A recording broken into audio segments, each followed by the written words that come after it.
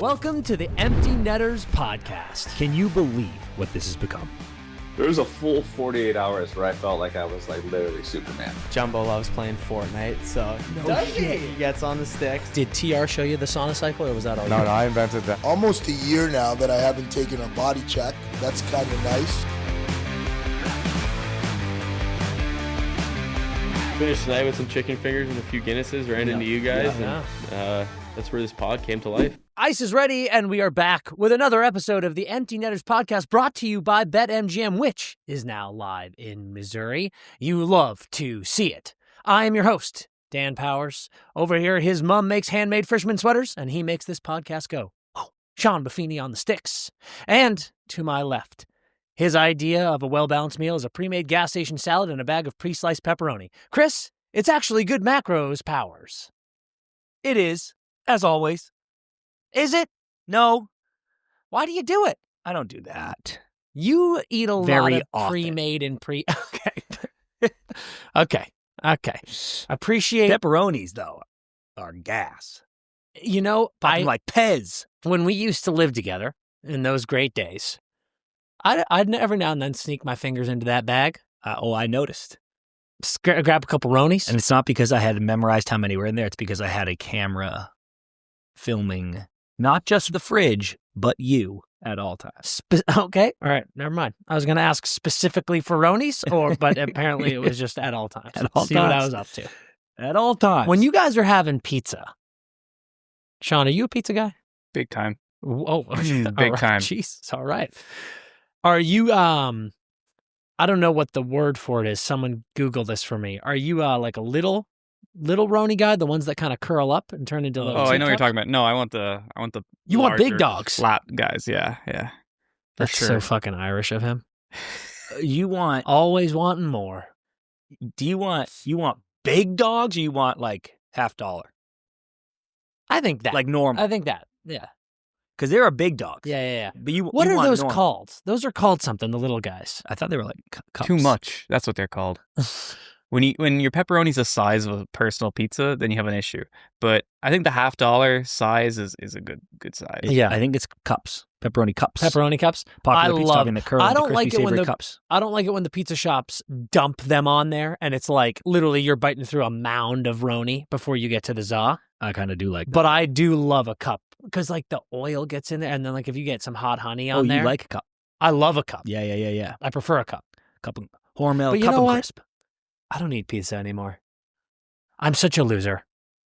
Yeah, well, I know, but what does that have to do with you eating? I just like I'm so like Got him. fucking dickheads. I'm so at the like I just care too much about not eating poorly, and I feel like pizza is kind of like the number one culprit for me. When I have pizza, I'm like, God, I feel like shit. I can't justify pizza. There's nothing good in it. It's like if I have a burger, at least I've got a good amount of protein. Well, then why'd you just bitch about eating all the Roni? You're like, there's a pound of protein on top of the za, But that's and I'm like that's eat a it. very fatty protein. It's not. No. Yeah. No, Yes. no, it's amazing. Pepperoni is a cured meat, my guy. Yeah. That's not The like, best things we can eat. cured Say meat. that. Cured meat. The best things we can eat. Is that a pepperoni brand's? No. catchphrase? That's the National Health that Society. was in the food pyramid. Yeah. Well, no, Yeah. the food pyramid is a fucking It's disaster. a farce. I cannot believe They literally went stuff a loaf of bread in your face every day. Eat cereal. Yeah. The United States food pyramid brought to you by General Mills. Ridiculous. Well, folks, we got a great episode today. A lot of hot ice, a lot of milestones, more heated rivalry. Can't wait to get into all of it, and you will see the professors giving you the best picks of the weekend. We got to jump into the hot ice because it is scorching hot, but it won't be the hottest thing of this episode. First and foremost, we got a German taking over. The German. Leon Draisaitl. That could have got dark, by the way. Well, only if you wanted it to. I'm just saying, I said we've got a German taking over. Oh, he was oh, oh, Austrian, oh, so that- we're good. that- Imagine yeah, if Leon you- was Austrian. you That would be almost got that would have that, been yeah. bad. Careful. Leon Draisaitl hits 1,000 points. Unbelievable. The first German to do it. How about that? That's so good. I don't know why. I just thought you were going to go 1,000 kills. The first German to 1,000 kills. I was like, oh. No. Leon Draisaitl becomes the first German to 1,000 points as the Oilers put 5 plus an empty net goal past Stu Skinner in his first game as a Penguin. Okay, lots to say here. First of all, first and foremost, Let's stick congrats. on Leon. Congrats to the Leon Lion. That's a sick accomplishment. Because not that many people, I was looking this up, not that many people have 1,000 points. No. I know the point totals get so gaudy that you're like, everyone must have 1,000. What is it, 103 now? Something like that, yeah, just barely over 100. You know what I saw in my journey of figuring that out, too? Tell me. Alex Rodriguez, I believe, finished with dude, it might even be 699, but I think it was 696 or something home runs. And so few people have 700 that I was like, man, that sucks. Play on one more game. Literally. That's insane. Whenever people stop in sports at milestones on the 99, I'm like, what are you doing? Yeah. Just do what? Get in there one more time. Yeah. And on my journey to figuring out how many people had 1,000 points, I saw that Phil Kessel has 992, I think. I know. And I was like, oh. And you know why that one is so devastating is because that pause was of no decision of his own. Nor is it still. I think he's like, dude. It is crazy. Someone give Phil a job. This deadline, someone just scoop up Phil. Grab him.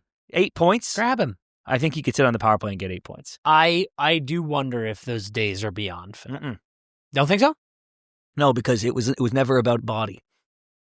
You know what I mean? His days. No, dude. He could play whenever. I think it was something about body. No. No, could he play through not being in the best shape? Yes, but that gets worse. Yep, it gets harder. I'm just saying he can do it. You're probably right. Leon, massive congrats. Very cool. You had wrote down, is he the best non-Russian forward? What? You wrote that. I did not write that anywhere. That's the fucking craziest thing I've ever heard in my life. European. Best European non-Russian. So he is the 5th fastest player born outside of North America to get to 1,000, behind Peter Stastny, Jari Kurri, Jaromir Jagr, and Nikita Kucherov. What I said, since 2018-19, Leon Draisaitl has the second most points in the NHL behind his teammate, Connor McDavid. Which is wild. Just like an unprecedented 5+ year run by these two guys. Here's a quick question. Okay. If I were to say, what's the best duo in the NHL? Who has been the best duo in the NHL for the last 5 years? Those two. You would say that, no hesitation? Yeah, I think so. I mean, I think Cale and Nate Dogg are up there. But I think absolute no hezzy, it's them. Well, Cale and Nate Dogg are the other one, right? And I think it's not just, or in my opinion, it's not just up there. It's like, right, you can have that fight. I think many people would say Nate and Cale. Well, again, you said last 5 years. Mm-hmm. The last 2, 1.5, it doesn't fit in, but I would have put Stamkos and Kuch in there. Okay. Yeah, I like that. So, but last 3 years, I'd put Pasta and Marshy maybe in there. Yeah. Again, these are top 5s, but those the best. Yeah, it's those two. And it's kind of funny to me to think it's just a testament. I'm not even chirping these players. It's a testament to how hard to win the Stanley Cup it is. Yeah. But it's crazy to me that I could gift you the 2 best players in the league, because I think both camps would almost argue that. And I'm like, it got you no cups and you won. Yeah. And I'm like, what? Dude, you have the 2 best players in the league on your team. Win. I know. It's crazy. And we can't. The injury and otherwise luck for the Avs, as we talk about, is just devastating. Yeah. That's the game. Edmonton. That's the game. Yeah. Okay, I want to do... Well, my question is, I brought this up. And you know what? We talk about this all the time with Kuch. Should Leon Draisaitl be more famous and appreciated? That is the platform that I would like to present to the committee. Because I think abso-fucking-lutely. Kuch, as we know, has been chrobed. Highway chrobery. Yes. The last 2 years of an MVP. Yep. for, I think, Russian reasons. Yeah. But also Cooch, he don't give a damn about nothing. Correct. He's out here going to All-Star or going to awards being like, this is a joke. This is a waste of time. He goes to skills competition and gets drunk and doesn't care. And he's just kind of like, wild. That was crazy. And he's just kind of like, yeah, dude, whatever. I'm doing my thing. Yep. Leon plays ball. Leon goes to media tour. Yes. He plays and he ball does with all the media. things. He's fun. He's funny. He plays ball with the league, which Cooch doesn't and do. outside Canada media. I think sometimes he gets a little fed up with the bullshit going on in Edmonton, which who could blame him? Who could blame him? Who could blame that man? He's also an absolute hunk. Mm-hmm. He is funny. Yep. And he's nasty at hockey. I think he should be more famous. I think he should be more of a face of the NHL. Yeah, I will agree. Because I just think he's what are the is Canadian media stealing stars from us? Are they stealing souls? Wouldn't you say this though? Let's say I was going. Is Canadian media, are they dementors? The Dementus. They who was not from Harry Potter? Who was? I kept saying Dementus the other day, and somebody was like, "Why are you doing a Long Island accent?" Because it's Chris and Mike. Yeah, what are you talking about? The Seven Dwarfs. I was like, who is Snow White with? The Seven Dwarfs. If I was going to say, let me look up what they are. Let me see if I can guess them. Doc is one. Wow, it is one. Doc, Sleepy. Yep. Grumpy. Yep. Silly. Nope. Goofy. Nope. Dopey. Yes. These next two are hard. Do you know these, Sean? I only have 4, I thought. You have Doc. Oh, yeah. Doc. You have Doc, Sleepy, Grumpy, Dopey. And Dopey. Yeah. And you have one very easy one and then 2 hard ones. Happy. I don't know. Bashful. And Sneezy. I should have got Sneezy. I can't believe there's a I'm the Sneezy. sneeziest boy in school. All right, so watch this. Have you caught wind of that yet? What? My sneezes? No. Wow, nice. In the hockey, Wait, hang on. What's so special about your sneezes? Dude, when I sneeze, it is minimum 7 or 8 sneezes. This is the weirdest flex. Dude, And it's like it sucks. Yeah, they're like machine guns. I'm like, as soon as he starts, I'm like, all right. Dude, it's Jesus. like, imagine when I'm driving. And Oh I'm my like, God. it's awful. So stupid. Horrible. I hope I never sneeze in front of Sean. Okay, if I said, hey, I'm going to make the NHL players, we're doing a Twitter thread comparing NHL players to the Seven Dwarfs. Yeah. Happy. Seth Jarvis. Great one. Doc. Hockey World. What? You can do the Hockey World, too, if you want to do Doc Emmerich. No, Doc's got to be the elder statesman of the league. Brent Burns. Brent Burns. Is Brent the oldest guy in the league right now? Can't be. He might be. Ovi? No, I bet it's Brent. Oldest current NHL player. I feel like we should know that. Yeah, it's Brent. I'm fucking on Come it. And then on. Ovi's number 2. Come on. Pears would be a good Doc, though. Yeah. Corey Perry. Yep. Come on. Bashful. Oh, there are so many guys. I know.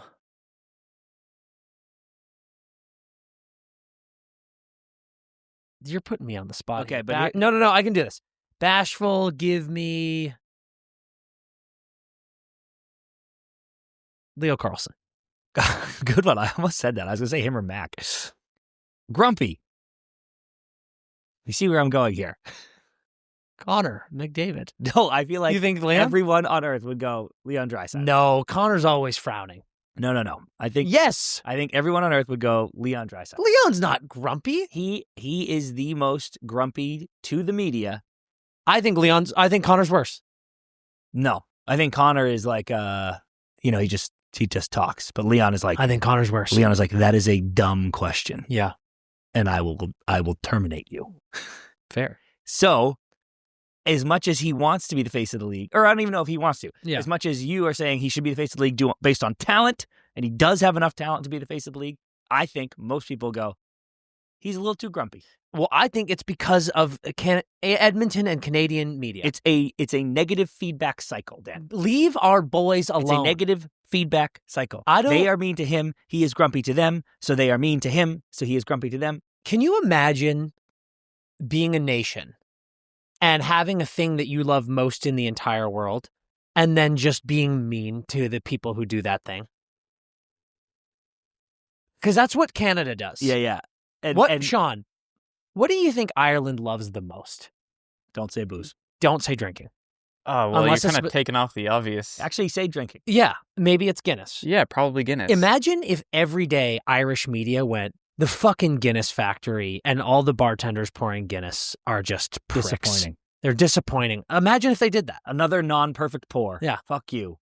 That's what Canadian media does to Canadian hockey players and players who play in Canada.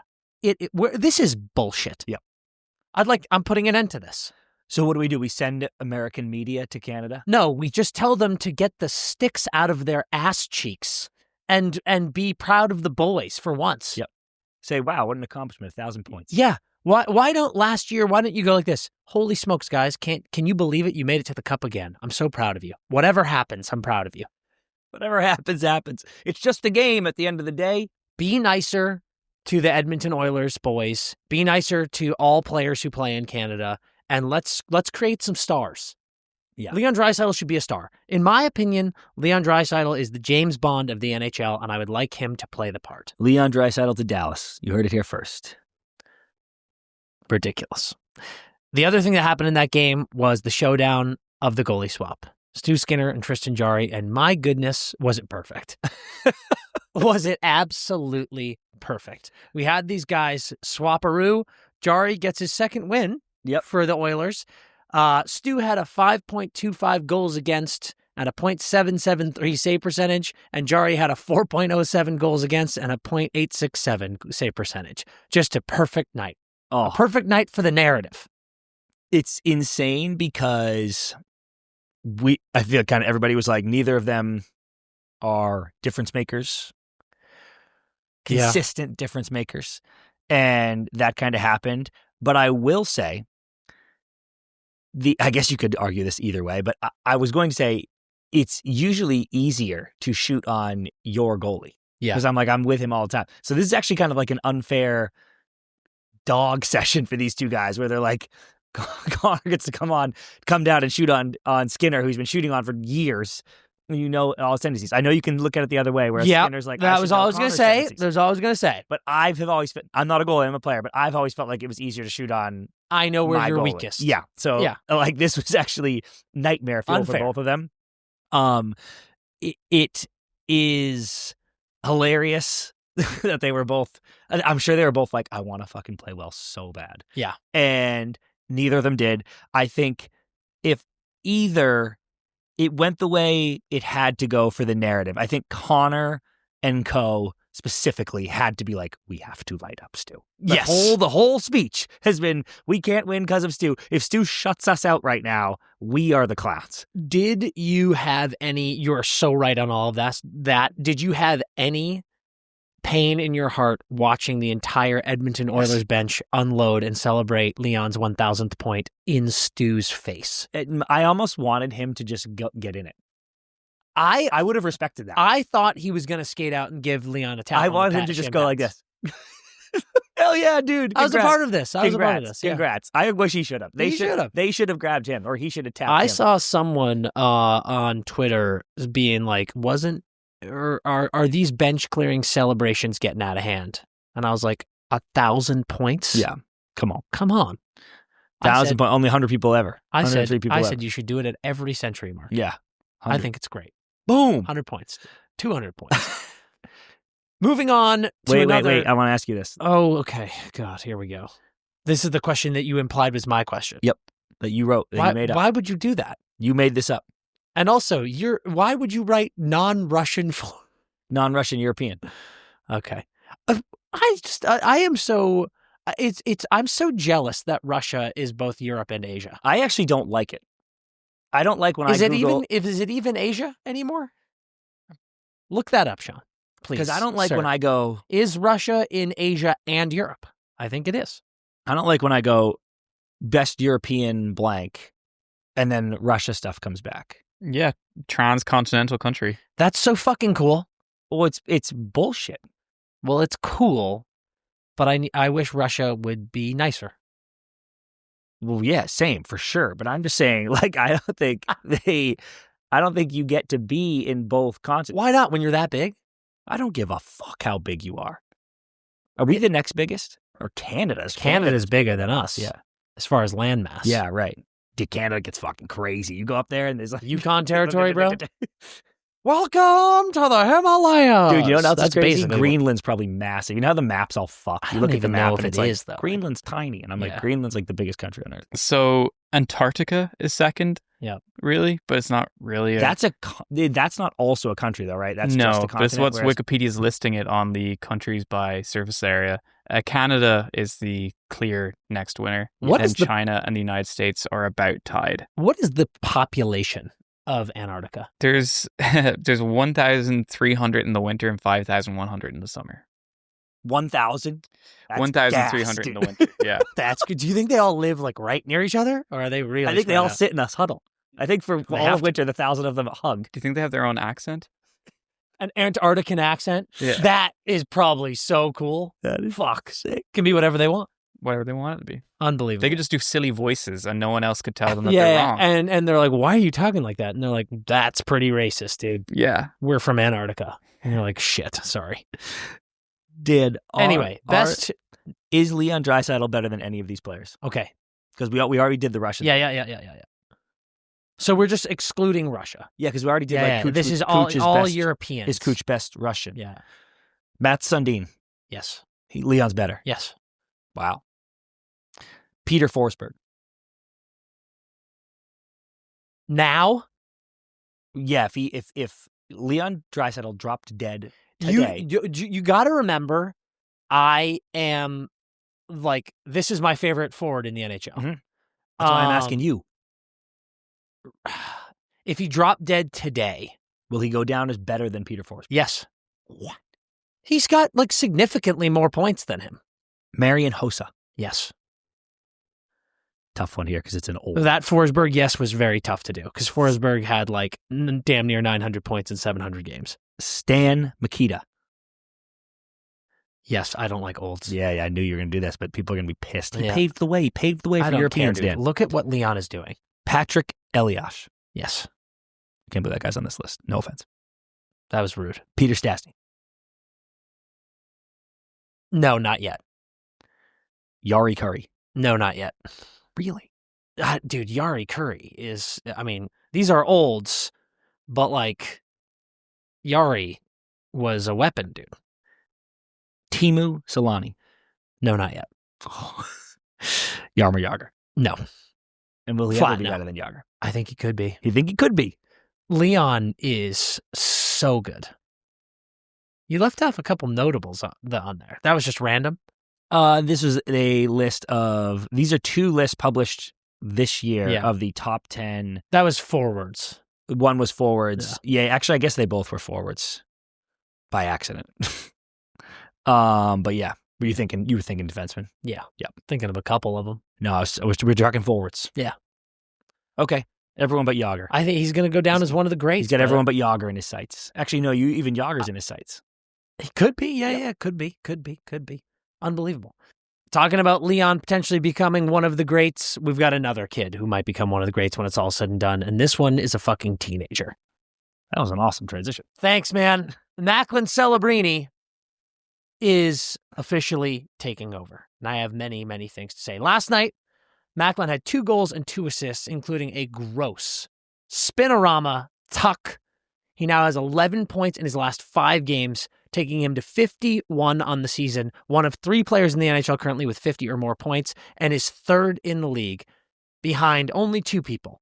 Connor McDavid, who is, by the way, 1 now, which is hilarious. Dude, yeah, go on. And Nathan McKinnon. Or, sorry, they're tied. Or wait, nope. Nathan after his... Yeah. David went 1. And then Nate Dogg had his game, and now he's back on top. But for a moment, McDavid was one, and I was like, what the hell is going on?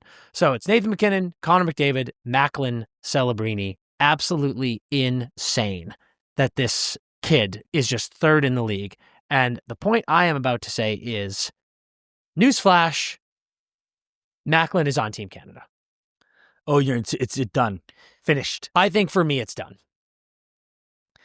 For me, it's done because his all-encompassing game, which we've talked about a lot, I think can work, does work, and could fit on this team. But if you have 50 fucking points at this juncture in the league with only two other humans, and they are arguably the two best players on earth, then I'm like, I think you have to put this kid on the team. It's a completely fair argument. I think he probably will make it. If you were going to push back, I would say all the things that had previously been said about it still hold. Agree. Where, like, you brought up the centers thing. I don't even think we need to bring it up. Yeah. And for me, he's playing left wing. He's not playing center. Yep. And all of the reasons we would say you don't put him on, everything we just said, I think just now trumps it. Yeah, trumps it. It is, I mean, we've talked about this a few times, but it is crazy how immediately he is this good. And someone brought up last year, I forgot about this, and I should actually check how many games he missed, but he missed, he had, 60 whatever points last year. Yeah. But he did miss a little time. A lot of time. Yeah. So maybe it would be like missed almost 20 games. Maybe he finishes last year with like 80 I bet he would points, have, yeah. And then this doesn't look as insane. Yeah. But even last year didn't look like this, if you know what I'm saying. The points were there, obviously, and they were losing more, obviously. But he just he looks dominant now. Yeah, well, he's on like 130-point pace. Yeah, of course, he looks absolutely like dominant. Yeah, but I just mean even the goals he was scoring. Like right now, I'm like, what the fuck, dude? And he looks like a 10-year vet, 10-year vet in the middle of his prime, and that is scary because he is scratching the surface of what he is capable of. I mean, it's almost annoying. You know what's funny? When Crosby and Ovechkin saved the NHL, and they were both out of this world, it was this thing where you were either a Crosby fan or an Ovechkin fan. And I think people our age now, I am one of them, you are one of them. Yeah. I think you go, I appreciate them both because everything that they've done, they're both amazing. They both got their cups. That's great. I hate that there are so many young, cunty Blackhawks fans and young, cunty Sharks fans who hate Bedard or hate Macklin because they're like, my guy is better. And I am, as someone with hindsight, I'm looking at you going, just stop it and appreciate both. They're both amazing. Okay, I have a take on that. If you can, just stop and appreciate both because I wish that I was able to appreciate both the entire time of Crosby and Ovi. That's actually a really good take, but I am going to offer this path forward to people as well. Okay. And remember a month ago or so when Bedard had that interview where he was like, it's so sick watching Mack. I love when I see it. And I said on this pod, I go, enjoy it now because pretty soon you'll, not those two, fans. I was like, enjoy it now that you get to love this because pretty soon you're going to hate each other because you're going to be so competitive. And you just said that might happen and you wish them to never change. I actually think it's awesome. I think the arc that you and I went on in reverse is awesome because fandom is so cool when there's your greatest adversary that you will in time learn to love and appreciate. You're misquoting me though, and you're forgetting the key word. I'm saying appreciate. Okay. You can root against and be competitive. That's fine. But it's the fucking losers who are like, Bedard sucks, dude. And I'm like, are you watching hockey? Yeah. And there are people who are like, Crosby's a bitch, dude. Ovi just scores goals. Yeah. And I'm like, shut up, you idiot fool, and appreciate what they're doing. Root for them to lose when they're playing against your favorite guy. That's fine. and hope they get less cups than your favorite guy. That's fine. But appreciate what we're seeing is my point. Oh, dude. And anyone who doesn't do that is insane. Like, I always used to laugh. You did it. Bro, I never once said, Ovi isn't good at hockey. I went, Ovi is incredible. I hope he loses more than Crosby. Dude, wrong. When we were younger, you were like, all Ovi does is score goals. He's not even that good. Like, you did. It's like what you do with Peyton. It's like you hate someone so much that you just start saying ridiculous stuff. I did it too, is my point. Like, I was young and dumb. I was just about to bring up the point that I, every single time, went, Peyton is clearly the second best quarterback in the league. I just hope my guy, who I think is the best, wins. I think you are being a child buffoon to not admit that you would say things that you can't admit now were inaccurate because you were trying to prove a point. We all have done it. And I'm just trying to teach the Utes. Okay, so if everyone on Earth has done it because you're fired up in the moment. I don't think everyone on Earth has done it. I think two passionate fans do it. Okay. We have both which been that at times. Then yes, I hope they. Why do you get so personal with this stuff? Like, I can see you. You're all upset now. Your flow is all off, and I'm like, dude, I did it too. Why can't you admit it? I don't recall. I guess I was so fired up in the moment. I don't recall ever saying that Ovi isn't good. All he does is score. I never said he isn't good. If I did say all he does is become a great goal scorer, I still think that. So that's my take. Okay. I think you're being a bit of a baby, and that's fine. But yes, anyway, Macklin is out of control. It's so incredible. And yeah, I think you watch that game, the fact that he has this Sharks team like in a playoff spot, and make no mistake, just like Bedard is in Chicago, like he is the guy on this team. There's a lot of great players on this team who are having great seasons, including Will. But he is just like the guy. And it is, I would say, more so than Bedard, to your point, Chris, of like the way he's scoring. It does feel like this is the next McDavid. Whereas like we saw a guy go first overall and they come in and it's like, holy shit, you are revolutionary. Yeah, he's absolutely insane. Like, his numbers are ridiculous. Earlier we were talking about great Europeans. Let's bring up another great European who, however, is earning himself a bit of a reputation. Is Mikko Rantanen on Rat Watch? He was already on Rat Watch. He was on Rat Watch 3 weeks ago. How long ago was that? He was on Rat Watch a long time ago. And when you're on Watch, you have to go so far not Rat to get off Rat Watch that you certainly, even if you are the same amount of Rat, you become Rat. It's getting pretty ugly for Mikko. So earlier this season, he got a game sussy for hitting Romanov on the Islanders and injuring him. Then immediately comes back and gets sussied for hitting and injuring Matt Coronado on Calgary. Then he comes in, collides with Linus Ullmark, grabs his arm, pulls him down, crazy stuff. And now Rantanen has collided and injured Kings goalie Darcy Kemper, who has been put on IR, will miss at least 7 games. Now, before we even jump into the funniest thing about this, I don't think the collision was that crazy, that bad. A lot of Dallas fans are being like, what are we talking about? He barely touches him. This, that, the other. No matter what, Rantanen went into the blue paint. His body made contact with Darcy Kemper's head, and Darcy Kemper has been put on IR. That is undeniable. Rantanen got a penalty for it. Yeah. And the best part is, Rantanen said after the game, his quote was, I told him, my bad. He goes, immediately I said, my bad. Hope he's not out too long. The reason I am having him firmly on Rat Watch again is not because I thought that play was that dirty or showed any intent. That comment, to me, shows he doesn't give a fuck. Yeah. Him going, I said, my bad. I'm like, oh, you did. I wonder if that can get more people out of more things. It's like when people say, with all due respect, and then say something not respectful at all. Yeah, the Ricky Bobby. Yeah, and they go, we're good. I wonder if you can just start going, my bad, after any action. Yeah, do terrible stuff and then just go, my bad. I need to rethink maybe what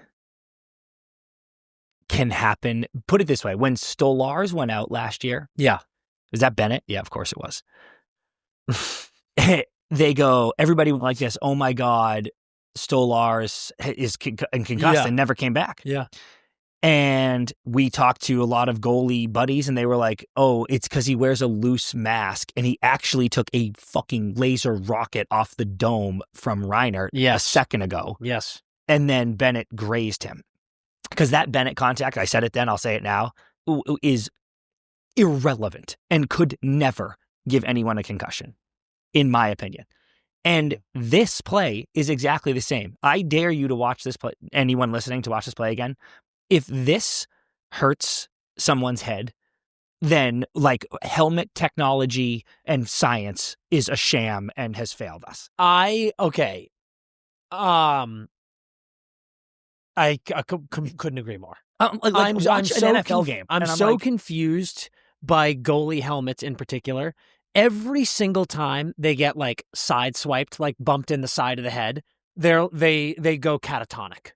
Dude, they're like, and then teams are like, he's out for months. I'm not months. making fun of head injuries. Me neither. I am just like, how is it anytime a player's elbow grazes the side of a goaltender's helmet in the NHL, they are like immediate concussion? So as much as I am like, Moose, you are a bit of a rat, more than you claim to be. Yeah. This is nothing contact that I just cannot fathom. And I don't think he's lying. I think he's hurt and he's going to miss a lot of time. Yeah. But I'm like, how in God's name can someone just like gliding?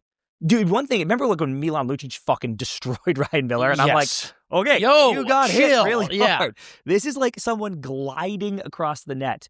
And you go like this. I don't even know if I would call it that. He was like jockeying for position in front of the net. And you know how like a body, if you like hit someone, it's like you can see it's like your body whips around. Like this is just kind of like you're like turning me to the side. It's like in a bar when you're like, excuse me?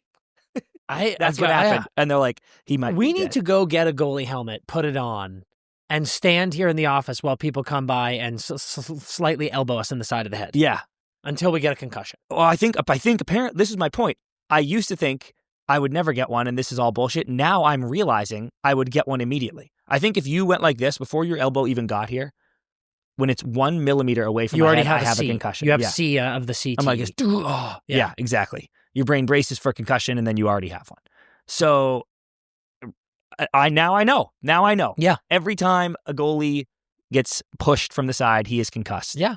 And that's the rule. That's the rule moving forward. So we're 34, 35 games in and we got a pattern here.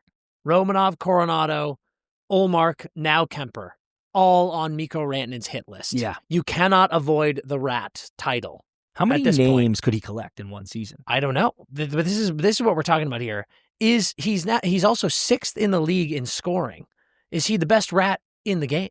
Dude, yes. Because I said it had been I think he's taking the title from Marshy because Marshy was really in it. And then he used to lead the league. Let me see if he still does. Pims. Oh yeah. One more than Zadorov. Rantanen does. Yeah. And that's because of all the sussies. I know, but it's such a sick stat. But he's got one more. He's leading the league in He Pims. leads the league in Pims. He is King Rat, dude. He's 6th in the league in scoring and 1st in Pims. So 6th in the league in scoring, 1st in Pims, Mikko Rantanen, King Rat right now. So sick. And I wanted to discuss maybe some nicknames here. Should we give Mikko Rantanen a new nickname? Yes, we should. Okay. He needs to have a rat name. Well, so things that I suggested, I think Rantanen is the easy one. Yeah, that is obvious. So instead of Rantanen, let's make it a little more creative and call him, let's call him Ratatouille. Yeah, okay. So now you're playing the hits. I love that movie. Ratatouille. That's my favorite one, probably. Pretty good. What about wasn't there like the Great Mouse Detective? I guess he's a mouse. Yeah, he is. But like, is Despero a mouse or was Despero a rat? Because we could call him like Mikaro. Mikaro. That's nice. What about isn't there or no, that's not. That's a mouse. Who's the is there a mouse or a rat in the Shrek universe? Or am I making that up? Is there? Jeez. Great rats. Rats throughout history. Great rats in movies. Ratatouille is just so good. Yeah, Remy is great. Maybe we get the listeners involved. Yeah, here. get someone come up with a good rant. Drop a comment on the YouTube, guys. Maybe send us some DMs. What are some nicknames? I really like Ratatouille, though. Me too. That's my favorite. Ratatouille is his new name because it's like, we like Remy. I don't want him to be a villain rat. Yeah. Like the rat in... But maybe, though, he is, though. That's the point. The Dance of the Sugar Plum Fairy has the Rat King, right? I was thinking of Rizzo the Rat from The Muppet Show. Oh, whoa, good one. Okay. So we call him Mizzo. Mizzo, yeah. Or, Mizzo. It's pretty funny. Yeah. I think the Grace Mount... Rizzo is such a tweaker, dude, from that show. Oh, yeah. Like, he's tweaking. He's on drugs, for sure. For sure. Yeah. He's got some fentanyl. Yeah. The Great Rizzo's Mouse on Detective bad guy is Professor Ratigan, and he is a rat. And maybe we get Mikko in. Maybe we just call him Professor Rantanen. Professor Rant. Yeah, as a shout out to Professor Ratigan. Yeah. Professor Rantigan. What is that from? The Great Mouse Detective. He's the bad guy. Look at this dude. That's pretty good. Professor Ratigan, we're now calling him Professor Killing Rantanen. kids. Good God, man. I forgot about him. He's a villain. And Moose is huge, too. Professor Ratigan is a terrifying villain. Professor Rantigan. I think we just call him Professor Rantanen. Professor The professor is the connection. See, like, he's a big-time villain. Yeah, Professor Ratigan feels like a big-time villain, though, too. For sure. But that's what he is. I mean, he's got the most PIMs in the league. You're out of control, You're a villain. Moose. You're a villain. I don't know if we can call him Moose anymore. He is now Rat. I know. He's now Professor Rantanen, Professor Ratigan. So, Mikko Rantanen, dude, you are one of the best players in the league. You are also one of the best rats in the league because this is now a pattern. And good for you. Absolutely ridiculous. Okay, it's time to take a quick ad break, and then we will come back with everyone's new favorite segment as we get into Heated Rivalry Episode 3. Hockey season is in full swing, and this holiday season, BetMGM is delivering more than just cheer because they have the hat trick jackpot. And that means you have your chance to win your share of 10 G's in bonus bets. How about that for a little Christmas miracle? So what you got to do is you log into your BetMGM account and you place an anytime goal scorer wager, okay? And if that player scores, pa-ching, cash your bet. Congratulations, that's amazing. But if your player scores 3 or more goals during that game, you win your bet still, and you win a share of 10 G's in bonus bets because of the hat trick jackpot, because it's Christmas, and it's a Christmas miracle, and BetMGM is a miracle, and I want you to get on board with this right now, because if you haven't joined the BetMGM family yet, now is the time. You use that bonus code NETTERS, that's NETTERS, and you will enjoy up to $1,500 in a new player offer on your first wager. BetMGM, this season, this holiday season, make it legendary. Okay, folks, we are back. We are horned up, and we are going deep into episode 3 of Heated Rivalry, our new favorite show.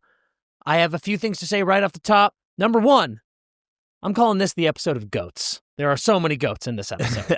That's actually true. I didn't even know you were going to say that, but that is actually true. Number 2, and Sean, I think you agree, absolutely my favorite episode so far. Absolutely my favorite episode so far. And finally, Scott Hunter, I fucking knew it.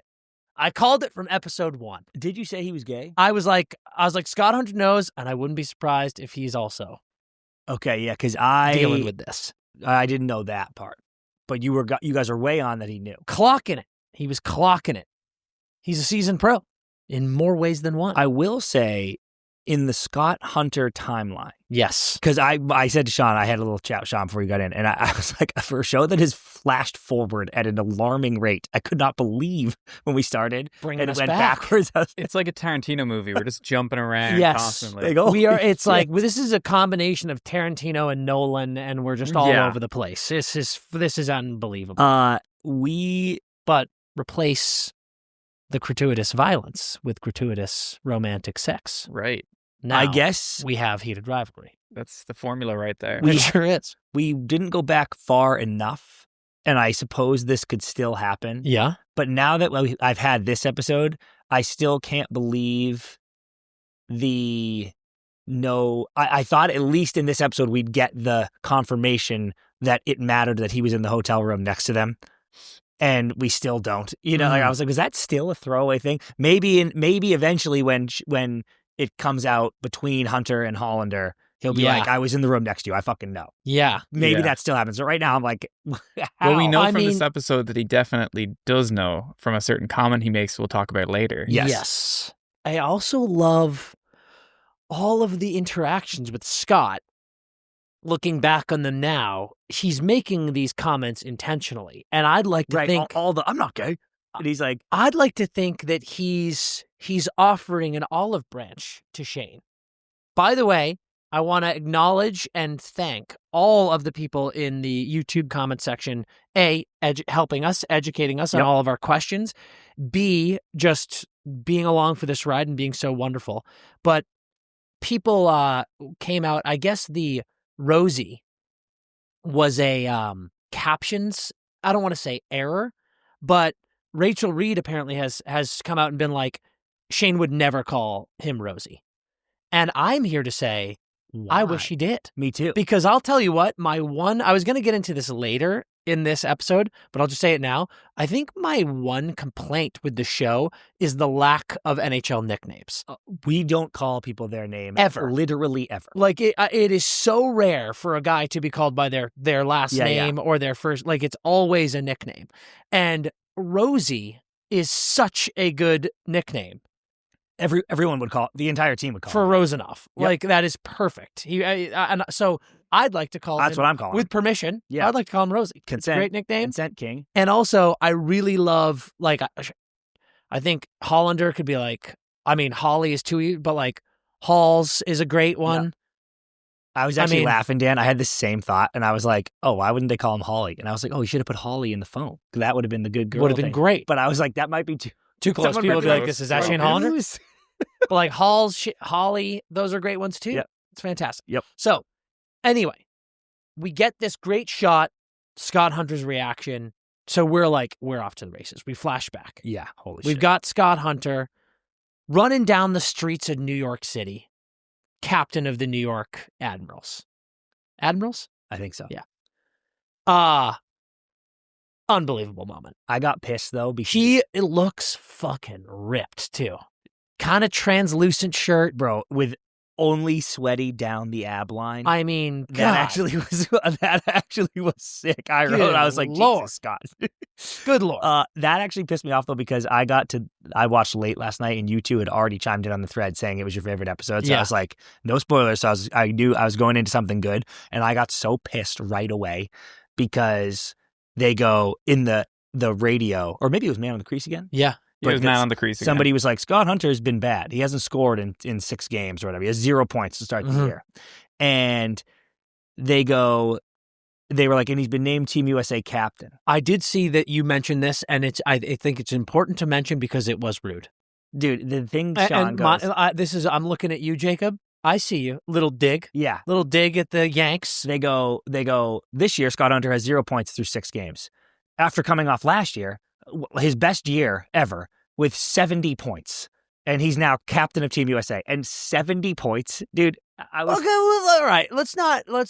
If I had 70 points in the show, I'd be very happy with myself. Me too. But we will be respected and appreciated. We've got better players than that. We are just as good as Canada now, and our best players have a shitload of points. Yes. And that's all. That's all. Scott Hunter did not have 70 points and be captain. He had 140. That is all. And fuck you. Yeah. That's how I feel about that. So I got off to a hot start, dude. So we got Scott running down the streets of New York as the captain of the New York hockey team. And he pops into Strawberry. Was it called Strawberry? Yeah, I think so. It was a straw plus berry or something? Yeah, like it's like straw something berry, whatever. Yeah. But he jumps into a smoothie shop. And we see Kip sleeping on the job. Oh, yeah, I forgot. Only to find out, though, because Kip is working his ass off. Mm-hmm. Now, complete and utter hunk, Kip. Yeah. I mean, we've got just 2 rockets here. Unbelievable. But he comes in, and immediately they start flirting. Chat. There's some good chat. Good banter. There's a little bit of tension there. And I absolutely love the decision here.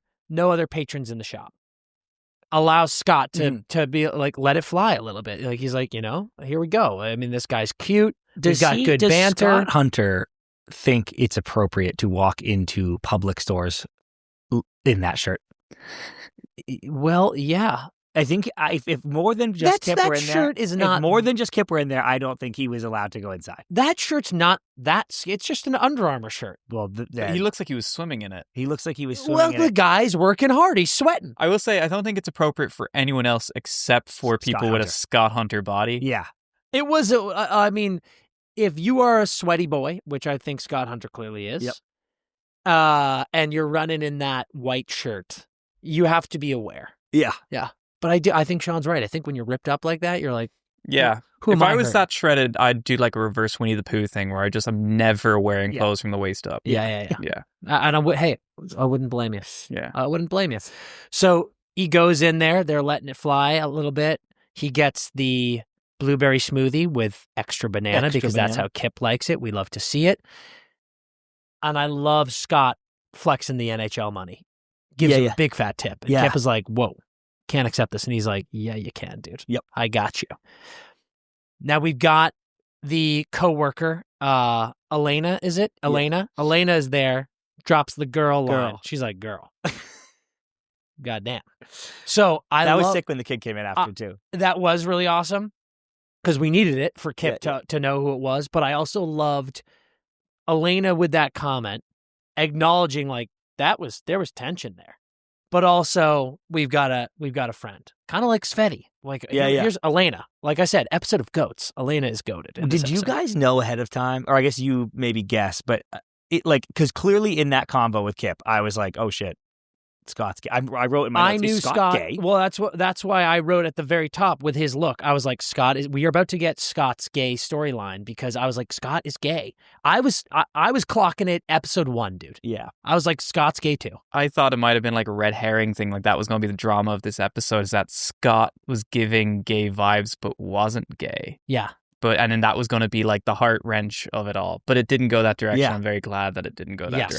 I was stunned. And I also said to Sean before you got in, we both love how this show takes every opportunity to do the gayest version of the story beat. So like in the smoothie, it could be any ingredient. But it's got to be extra banana. But he's like, extra banana. Hell yeah. Yeah, right. Like, I really appreciate that from the show. It could have been like, I add blueberry to this smoothie, and it's like, boom. Yeah, it's genius. Added some raspberries. No. Yeah, no, pass. Well, raspberries are kind of cute. Giving people raspberries up and down your belly. Add a fucking frozen banana. Yeah, come on. That's great. I think I mentioned this in episode 1, but this was a cool moment for me with these two here. Again, kind of being Scott the only patron there in the store. Here, another question to the listeners.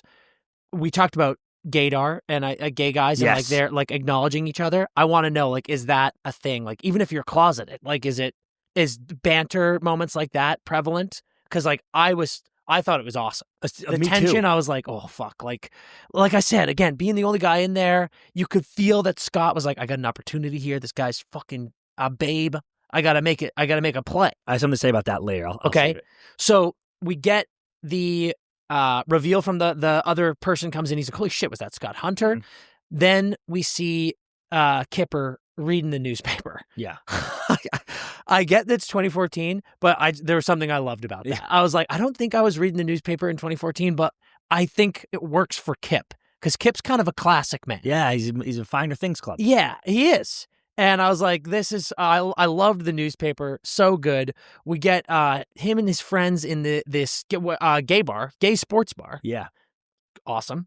And what did he say it was called? I've got the name written down later, but it's a great name. I can't remember. I'll get to it. But something I wanted to see if you guys clock this. Kip's with Elena in the bar. And they order Chinese food from a different place, go to their favorite bar where their friend is a bartender at, and eat the Chinese food in their favorite booth. If there's anything on planet Earth that I need in my life, it's my local watering hole that lets me bring Chinese food in because I'm homies with the bartender. Yeah, that was the dream. Was like, I was like, fucking holy hell. And then let me put on whatever I want on TV. Yeah. They're like, here's the remote. That was awesome. But I don't know if you guys felt this or clocked this. We have Kip and Scott with a nice flirtatious moment. Yep.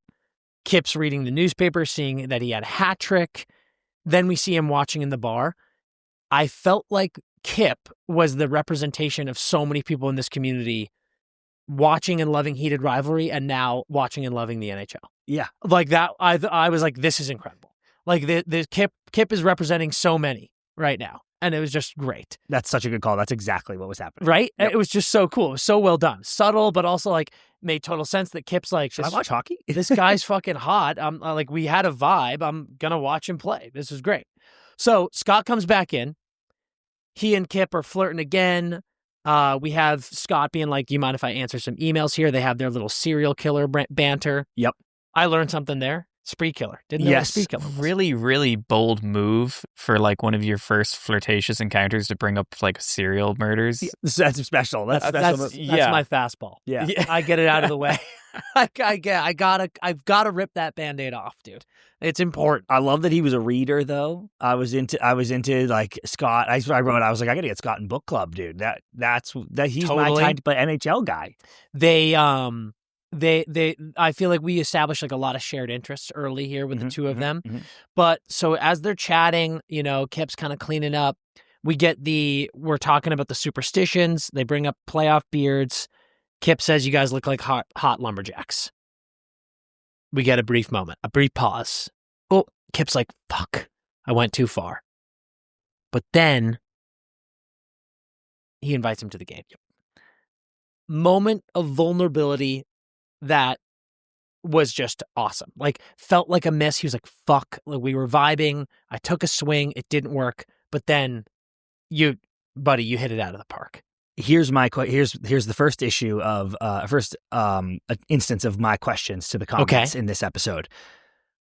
I have always heard that the gaydar is a thing. Uh-huh. So I completely buy it when I'm watching these shows and they're just like immediately flirting because I'm like, how? But it's because I would never do that to a girl at like the smoothie place, like, well, we're in one now. It's like, no.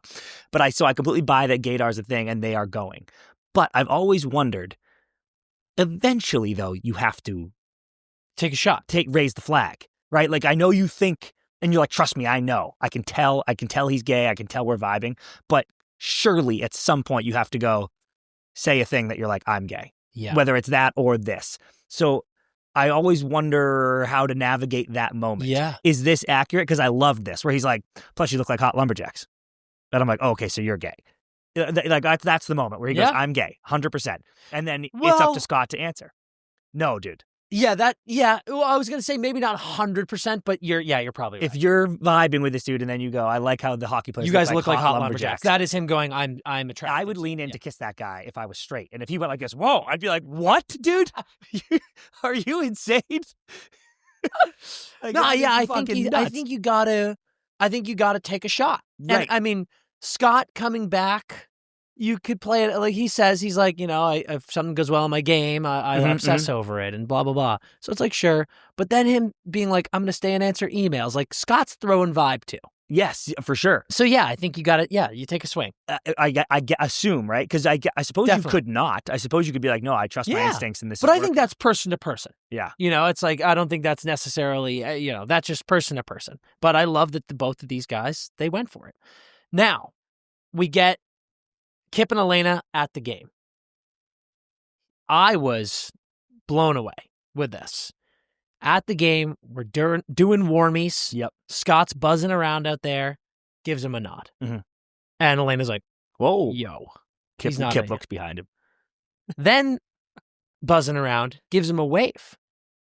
And Elena's like, fucking wave back. And Kip's like, oh my God, waves back. And Scott does another round, waves again. Loved this moment. It's just like, you can see how happy Scott is. He's starting to play well now after meeting Kip. It's great. The one thing I wanted to point out, could you imagine how hard the hockey girlies of 2025 would be all over this? Elena. No. I'm talking all like we've become so close with the San Jose Sharks girlies and like the Kings girlies, like these like young female fans of hockey. they're capturing everything. Yeah. Like they are videotaping everything. They're noticing every little thing. I don't know if you noticed after Quinn got traded, someone posted his first game in Minnesota. They were like, hey, Quinn Hughes fans, I'm new here. Is this normal? And it was when Quinn just goes ghost on the bench and he's like, like they capture everything. Yeah. And I'm saying like in 2025, if this were happening, they'd be like, who is the fucking hot dude that Scott Hunter is waving at? Like it would be crazy. Yeah. So that's what I'm saying. And I also think they'd be like jealous of Elena. They'd be like, who the yeah. And fuck they'd be like, is that it girl? Elena? Yeah. Yeah. It was just, but like the tension. Yep. God, the tension. I is loved just- that moment, but I also thought it was a little, based on what I would come to learn about Scott, I was surprised looking back that he would do a double pass wave. Well, I think, yep, we'll get into that. I think I loved it for a couple of things. One, I love that Elena was there because I feel like that's a safety blanket. Yes. Anyone could be like, he's waving at the Elena, girl. dude. Yeah. So you can wave at friends. You can wave at your friends. I'm just saying, based You on what I know wave at about your Scott, boys. I was like, you can nod and wave at your boys. That was my next point. Like, it doesn't matter. Like, that's Yeah. his boy, dude. He's just He's like, waving at yo. his homie. Like, if we went to a game to see Sway and he saw us in the stands, like, he might be like this, what up? yep. It's So- it's just questions. Safety, but questions. the safety blanket was there. Loved it. So we then get, a little bit of a montage of games going on, and we have a moment where New York is playing Montreal. Hollander, what I believe Shane, certainly as he's established a nice relationship with Scott, gives him a little, maybe next time we play, you can show up. Yeah, I loved how gassed Scott was at the whistle. Yeah, he was I was like, dude, it's 5-1. It's But not like that's you were why out. Scott's the best, dude. He's busting his ass even when the game is over. He's like, He was gassed. I was like, dude, this game is long Yeah. over. Like, Yeah. you're fine. He was gassed. But right off of a little bit of a quick snippet of Rosie giving him shit. I loved the Rosie when the boys were coming off, and he's I love you. love I love you. I love you. I love you. That's the Rosie I want, dude. Like his pregame cup speech, I was like, chill, dude. But this one, I love. And also, that's like we would do that. Yeah. I'd say I love you to my That was teammates. awesome. Incredible.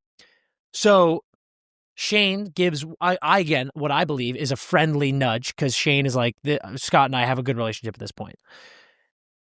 And Scott says, you're starting to sound like him. Yeah, And that's what you were talking about, right? Yeah. oh boy, Shane does not like that. Shane did not like that, and a fight ensues. Well, that's the problem. A fight doesn't ensue. The players, the teammates are holding them back. Yeah, I was like, I kind of want to see what happens when Shane and That Scott actually drop would've the been- that should've gloves. been Yeah, sick fight. yeah. I don't know if they would ever drop the gloves after a game. You're right. Like, that would have been a crazy fight. But yeah, like after the game, I think they're just like kind of scrumming it up. But that was intense. that was very intense, and I was kind of like, Shane. God, I mean, poor Shane, dude. I know so much. I feel like I know Shane so well now. Yeah. But it's crazy because this is Olympic year, right? It only went back 4 months. Yeah. Like this is the Olympic year. It must be so frustrating for Shane to hear that because Shane's like, I haven't heard from this motherfucker in, he's like, I'm barely talking to him, dude. Fuck you, Yeah, well, I think that's why he gets fired up. Yeah. But also, like, I can't fucking wait for episode 4 and beyond because, like, I think that was a great scene to include because there have been so many comments here and there where Shane is almost certainly like, Scott is on to me. Yeah. So that's a rattling Yeah, thing yep, to hear. yeah, You're right. like, what the Yep, fuck? yep, Yeah. yep. But So I didn't even think about it from what, as Chris said, like he hasn't been like Yeah. spending a lot of time with him because like- it's been in that Yeah, yeah, interim true. where there's been nothing. We need to make a timeline. Yeah, we do I need know. to make like a we timeline. like a Charlie Kelly with Yeah. red string timeline of what's going on, all the relationships and how they connect. We then see Kip watching this game and watching that dust up at home with his dad. Remember, guys, episode of Goats, Kip's dad. Goat. What a beauty. Just loving, amazing dad, supportive dad. Love to see Yep. that. Makes a lot of sense why Kip is so incredible. Mm-hmm. So that was great. He wakes up in the morning at his dad's house. He's freaking out. He's looking for his tux. Kip's dad is like, I've got it dry cleaned. It's Yep. hanging in the closet for you. Amazing. He goes to this event. We get the sense here. We've learned that Kip is applying to school. Yep. He's incredibly intelligent, artistic, trying to get into school, working all these crazy jobs like the smoothie shop and now like this catering job because he needs the money for school, etc. goes to this catering job, shows up late. He's a little flustered, gets his first tray, apologizes to his boy. Mm-hmm. He's like, I'm fucking so sorry. Immediately crashes into some strapping, handsome man. Bang. Bang. Unbelievable. Well, how about that bitch in the scene? What the fuck was that?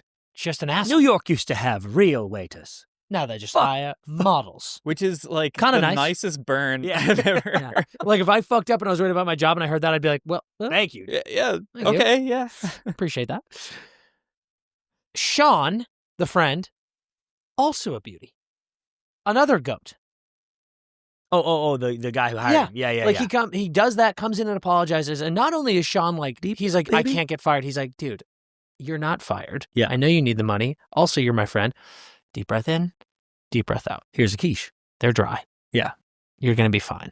Incredible. Just another goat. What a great circle that Kip has surrounded himself. Yeah, it's so true.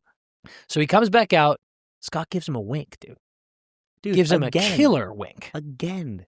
Scott, what I know about you now, these are crazy moves.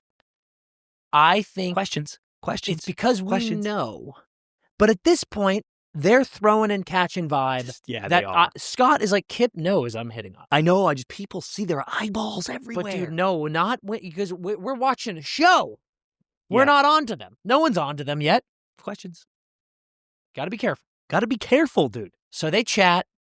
Scott invites him to grab a bite, grab some Mexican with him. Also, loved Kip's response to that. He was like, would you do like Mexican? He was like, yeah, I'm not a serial killer. Serial killer callback. Also, appreciation for Mexican cuisine. Pimp callback. That was a move by one of those pimps. Dude, I couldn't believe that callback. Yeah, that was awesome. Incredible. But to your point, ballsy. I mean, more so than inviting him to the game. Do you want to grab a bite with me after this? At this point, that is Scott's. Kip, we're doing this. Now, guys, Kip comes out after he's done with the shift. They check out the line at the Mexican joint. The line is around the corner. Here's my question for you both.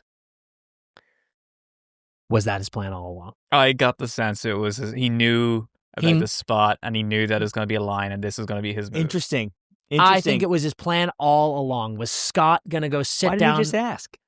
I think this is cheeky. Is this as romance? It's you're not being a dog and going, come back to my place right away. Yeah, I offered restaurant first. Yep.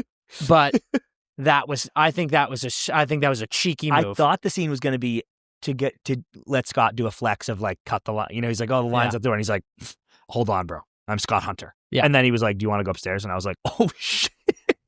So they go, let's order in. They go to Scott's place. They get in. Kip can't believe how nice the place is. He's walking around, looking around.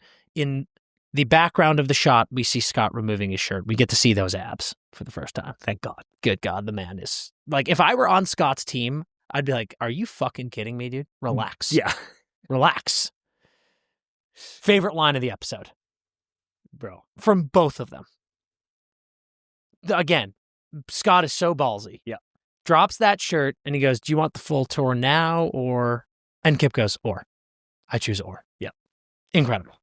That is, guys, that's all time. That's how you write dialogue. That's just all time fun, cheeky, cute, romantic, hot dialogue. There was a joke during COVID that was going around Instagram where it'd be like, it was a dude listening to a choice and it was like, pick one of the following two options. A, you spend the rest of COVID quarantined with your wife and kid. And he goes, B.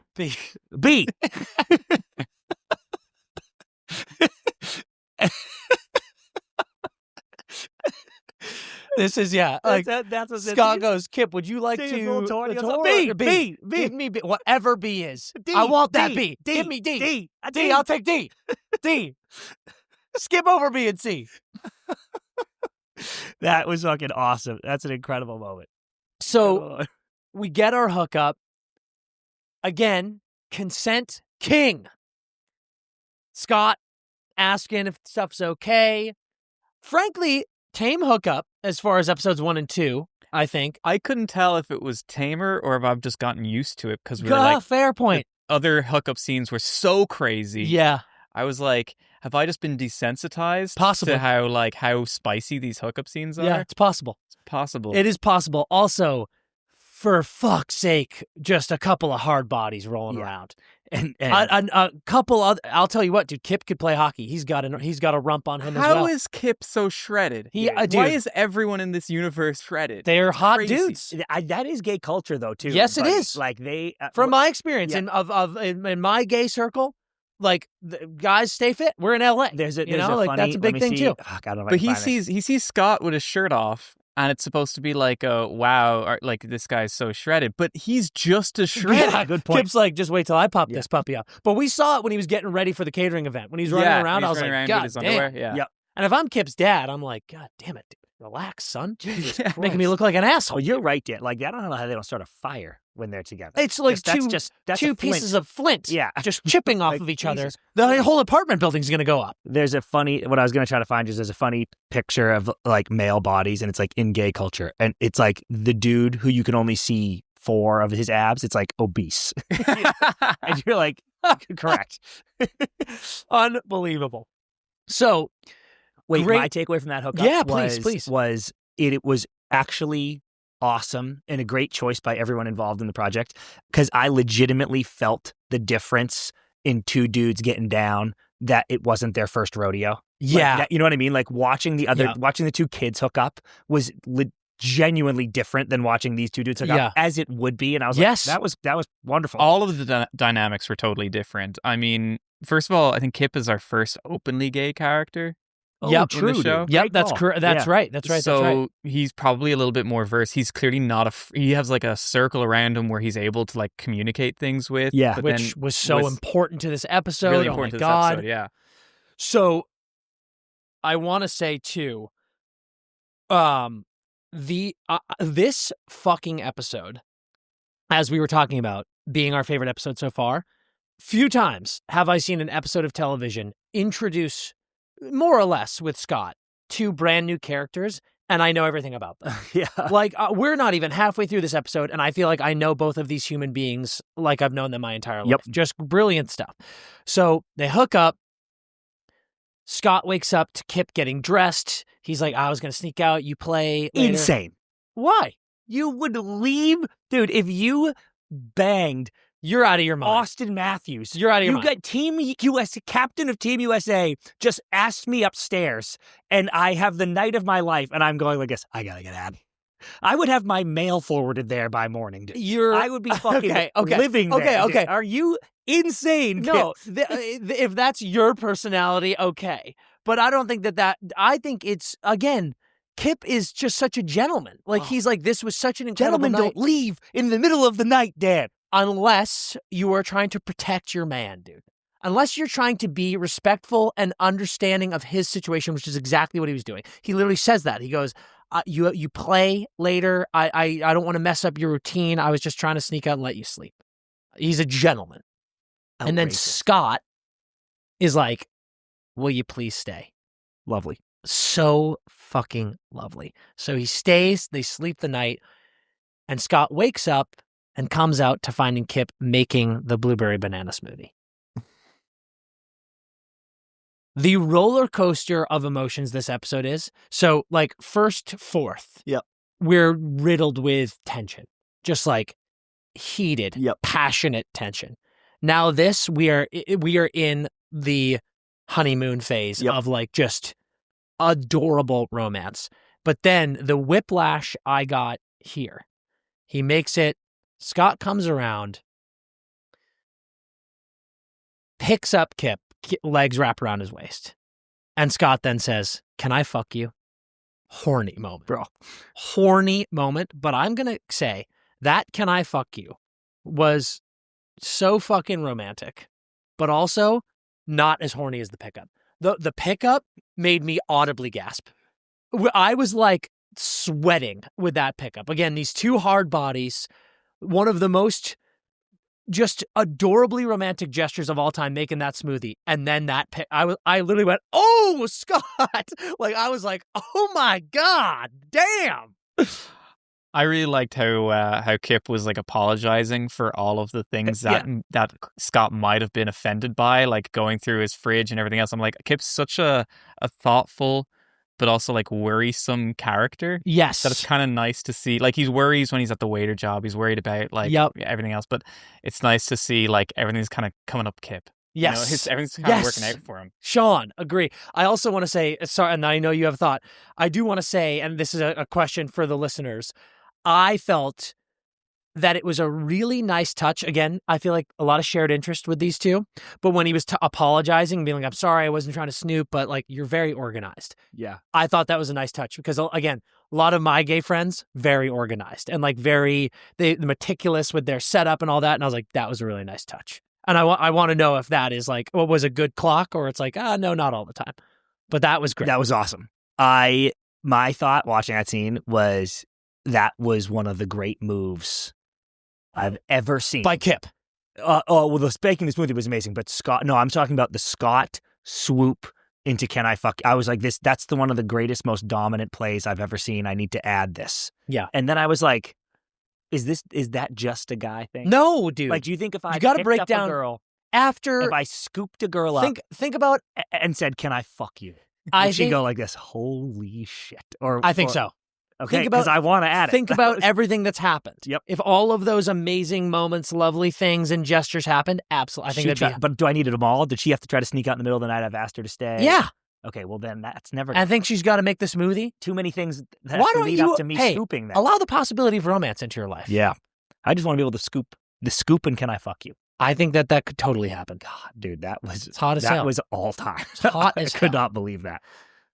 Now, we have a great conversation at the kitchen island here. I think this is the most important scene of the show. Ooh. So yeah, it probably is actually. I thought this scene was amazing. So here we get Scott's big request. He's like, "Hey, I want you to be here when I get home from practice. I want you to be here when I get home from my game. I've never done this, but I want you to be a part of my life. I'm more excited about you than I have been anything in a long time." But he then Kip gets the explanation from Scott about why he's not out and how coming out would be too complicated for so many people that he cares about, people that he takes care of, his family. And I just thought the show needed this moment because it makes so much sense coming from a vet. Like this guy's a captain of a team. He's been in the league, captain of Team USA. And this show's shining a light on the fact that there are very possibly, if not certainly, gay guys in the NHL and being like, this is why people aren't out. Yeah. It's too complicated. Yep. And the way Scott explains it was beautiful. And again, episode of Goats. The way Kip says he'd love to be there when he gets back was fucking chills. Just like the understanding was beautiful. That's why I love Kip. And I love these two relationships. So as I talked about the roller coasters of emotions in this episode, we're now in the I feel like we're all completely in love with these two as they are in love with each other. Yeah. I finished the second episode. It ends on a cliffhanger. Yep. And I wanted to know what was going to happen with our two protagonists. When I realized that this was going to be an episode that wasn't going to include them at all, I was like, oh, I kind of wanted to know what happens with it. But after going through episode 3, I don't really care about our two main protagonists now. I want to see more Kip and Scott. I know. And if this show doesn't spin off into the Kip and Scott show, I'm going to be devastated. And it's nice to see, I think going through so much drama in the first 2 episodes, it's nice to see two characters who are actually able to communicate. I know. So actually able to communicate their problems, their feelings, and understand it. Because I hate when drama derives just from miscommunication. Yeah. It's Sean. I love it when it's the communication is there, but the drama is an external factor. Sharp from Sean. Yes. Sharp analysis there. Going from the 2 episodes of just not being able to say what you feel, constant miscommunications, to these two just putting their fucking hearts on the table, putting it in the blender, hitting frappe and drinking a blueberry banana smoothie is just incredible. Absolutely incredible. But guys, the direction of that conversation going, I'd love to be here when you get back, cutting to Kip on the couch reading with glasses was the best. The costume designer hit it out of the park. I've never seen someone look more at home. Yeah, I live here now. Yeah. I was like, God, this is incredible. There was one too many serial killer joke callbacks in Kip's response to Scott's speech. We had the incredible one already. Yeah. And I was like, well done. And then we went another one here and I was like, okay, We didn't need that one. And then he just said it again in the same speech. And I was like, we've exhausted the serial killer callbacks. I loved it. I loved the first one. We're done here. Thank you so much. Yeah. Everything else was perfect. Then we get a nice little montage of the boys just living, hooking up, loving each other. Amazing stuff. The extra banana in the shop was nails. And in this moment, Kip tries to say that Scott is straight to Elena. And she gives him the girl line again. And I was kind of like, I'm with Elena there. I'm like, Kip, what are you talking about, on, dude? Yeah. But just like, we're now in it of these two, just like being together, living together. Perfect time for a quick ad break. And then we'll jump right back in. Don't you worry. You know what one of my favorite parts about working here is? You might think it's doing the hockey podcast, hanging out with my brother, sitting with Red. Wrong. I don't even like them. They stink. But you know what doesn't stink? The mug root beer that's coming out my ears at this office. You walk around the Almost Friday office, everywhere I look, every fridge, kitchen, bar fridge, coolers all over the place, sports annex, mug. It's a dream come true. We got no caffeine sugar. We got no sugar, no caffeine. Whichever one you like, they got the mug for you. They got the mug for me. It lets me come to work every day fired up with the dog in me because now my dog is barking because I can have mug whenever I want. It's that awesome. I get to have mug whenever I want. Think about that life that I get to live. It's incredible. Mug all over the place. It's cold. It's frothy. There's an unapologetic flavor, and I love it so much. And it's my favorite drink because it's here, and I get to have it every day. So if you weren't here, because you're not me and you don't get to live in this office like I do, you can go to your local store, or you can go to mugrootbeer.com/find-mug. That's FIND-MUG. And then you can pretend you're here because you can fill your whole place with mug root beer. So get your paws on some today. Back with Heated Rivalry, episode 3. We've just had our montage moments of these guys living together, loving it, all this stuff. Then, this was my first, interesting moment. We get a little discussion about art. Kip wants some art. Scott's like, maybe I should buy some art. Could use some stuff for the apartment. And Kip's like, all right, here we go. So they go to this gallery, you suppose. And this part kind of confused me a little bit. Because they go to this art gallery, they've been out and about, they've done some stuff, and Scott's like glasses on, cap on, and Kip's being very understanding. He's like, "Are you good? Like, what's like how we doing here?"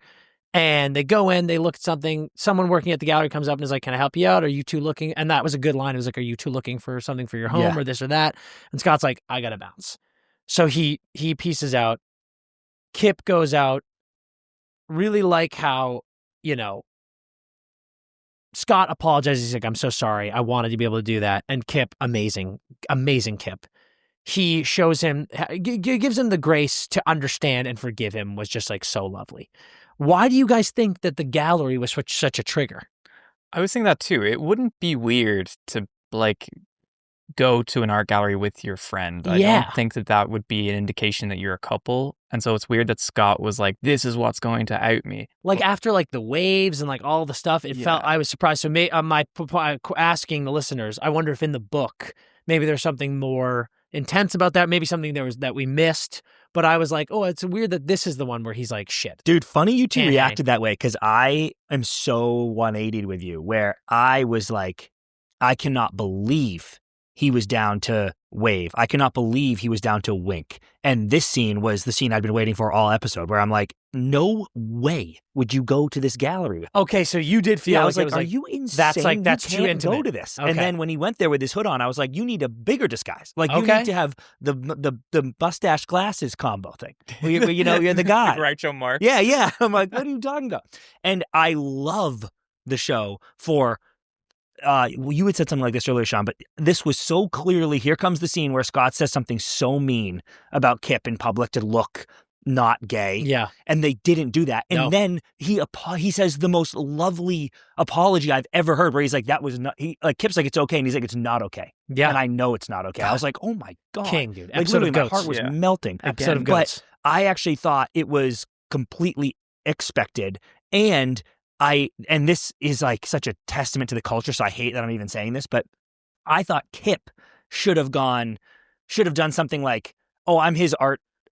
When she goes, are you two looking for something? I was like, Kip, fucking help your boy out here, dude. Yeah. Be like, oh, he's obviously a famous hockey player. I'm just his art consultant. And then I wanted Scott to later go, you don't have to do that. or whatever, but I was like, that needed to be the trajectory because I completely get why Scott left because she's asking questions like, is this for your two joint home? And Kip goes, yeah, we're just browsing. Yeah. Which implies like, yes, this is for my home. So then Scott runs out and I was like, I'm sorry that this is the way of the world, but that is what would happen. Yeah. And so, I was kind of ready for that. Does I suppose you call her an art seller?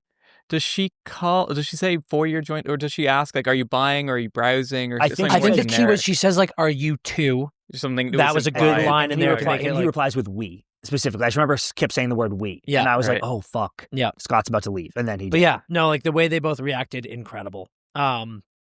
So we then get Kip. He's mailing what we presume is his application to college. He then sees in a bodega something that he wants to get for Scott, grabs him the banana socks. Amazing. Just like so freaking cute, amazing. And then we also get the call back, can I fuck you? This time Kip. Dude, and another kind of callback, big windows.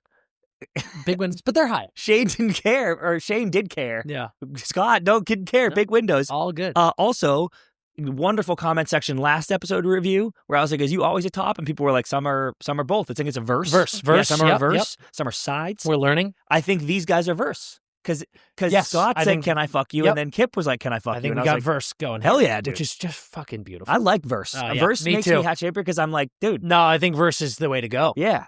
Mix it up, baby. I think it'd be fun to be too, like deciding who. Well, also, wouldn't it be cool? Like you go into the bedroom every night. It's almost like a coin flip. I was gonna say you should have one. Oh, that'd be cool. You know, like literally, there's just a coin next to the bed, and you're like, boom. That. You get a custom coin. You get a custom coin with your faces. So now, or maybe your butts. Maybe as cute. It's just each of your butts. Yeah, and you're like, whose custom butt is coin? that? But you'd know by then. You'd be like, that's God. I could pick that butt out of a lineup of 1,000, dude. Again, if it were Rosie's butt, we need a big coin. Yeah, we need one of those novelty comedy coins.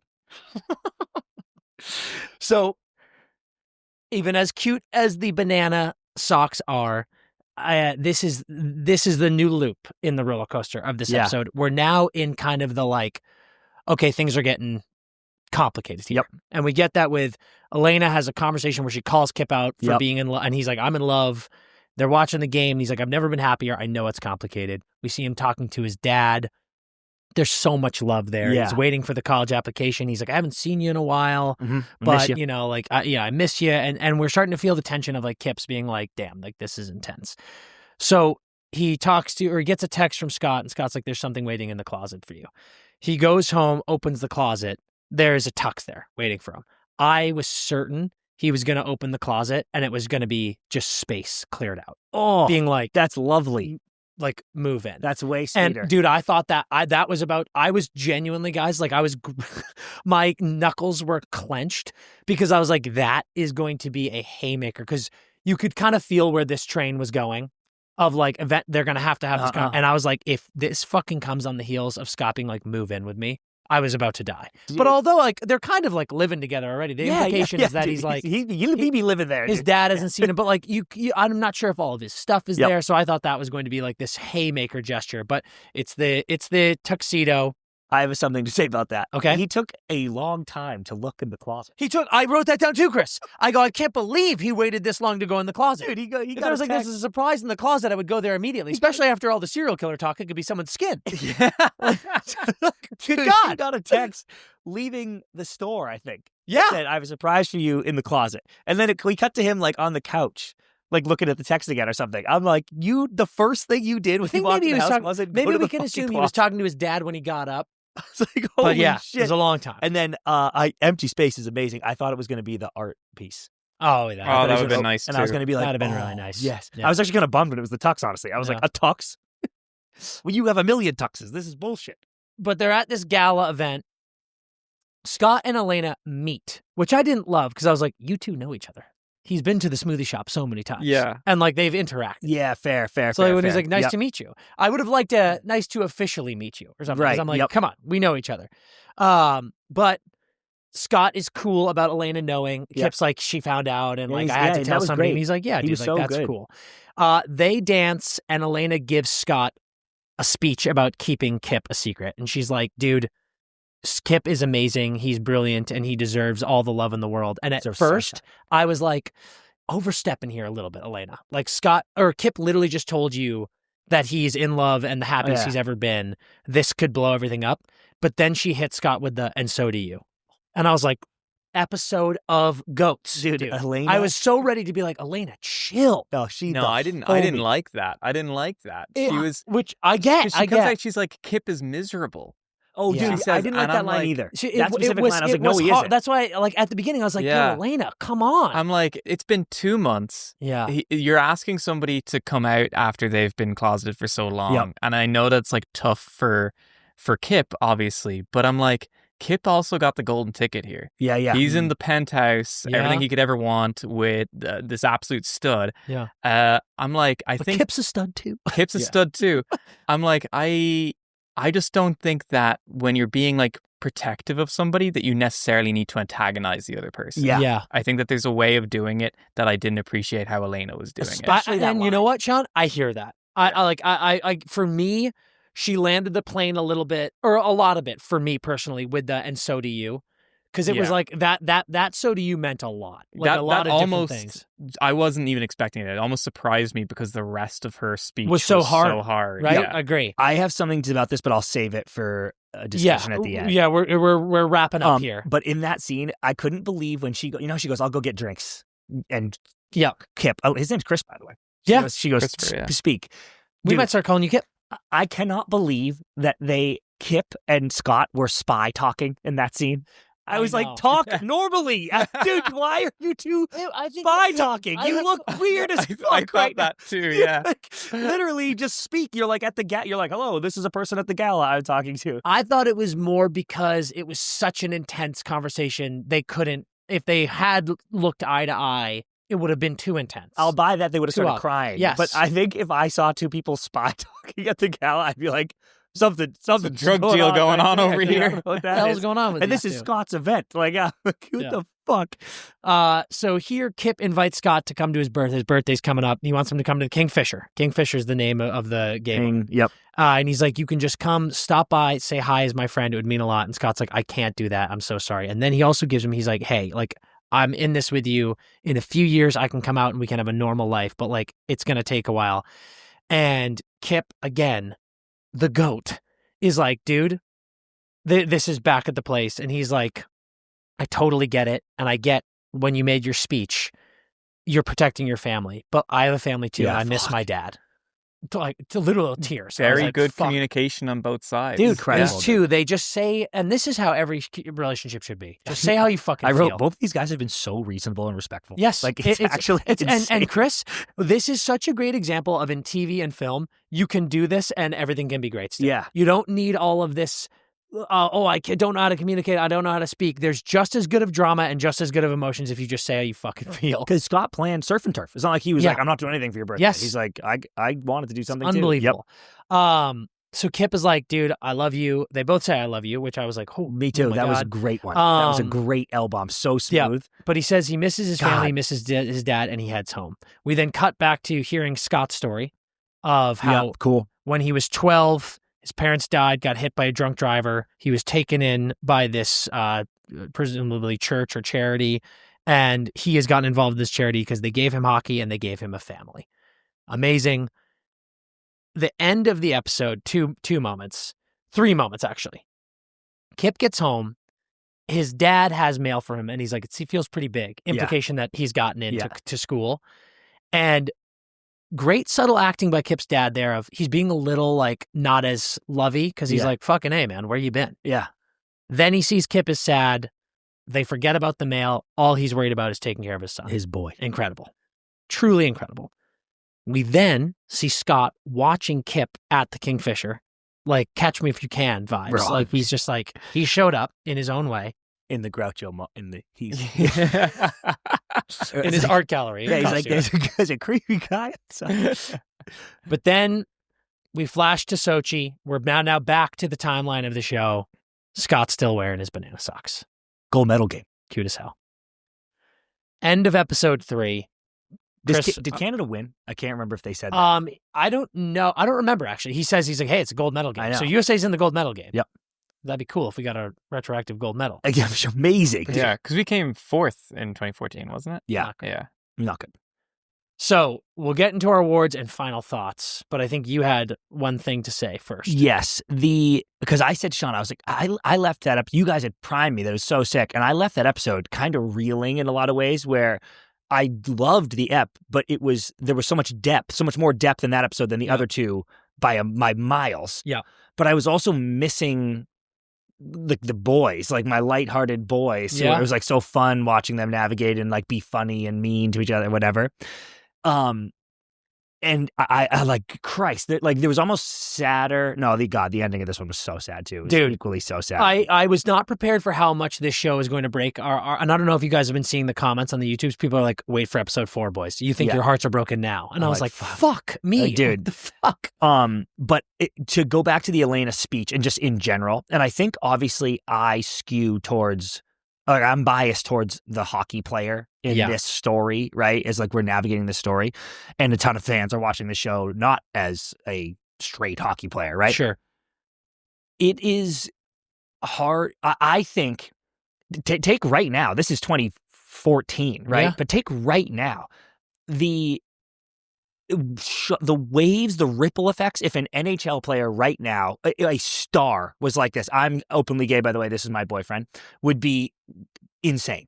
How it would ripple through the league, the world, the community, everything.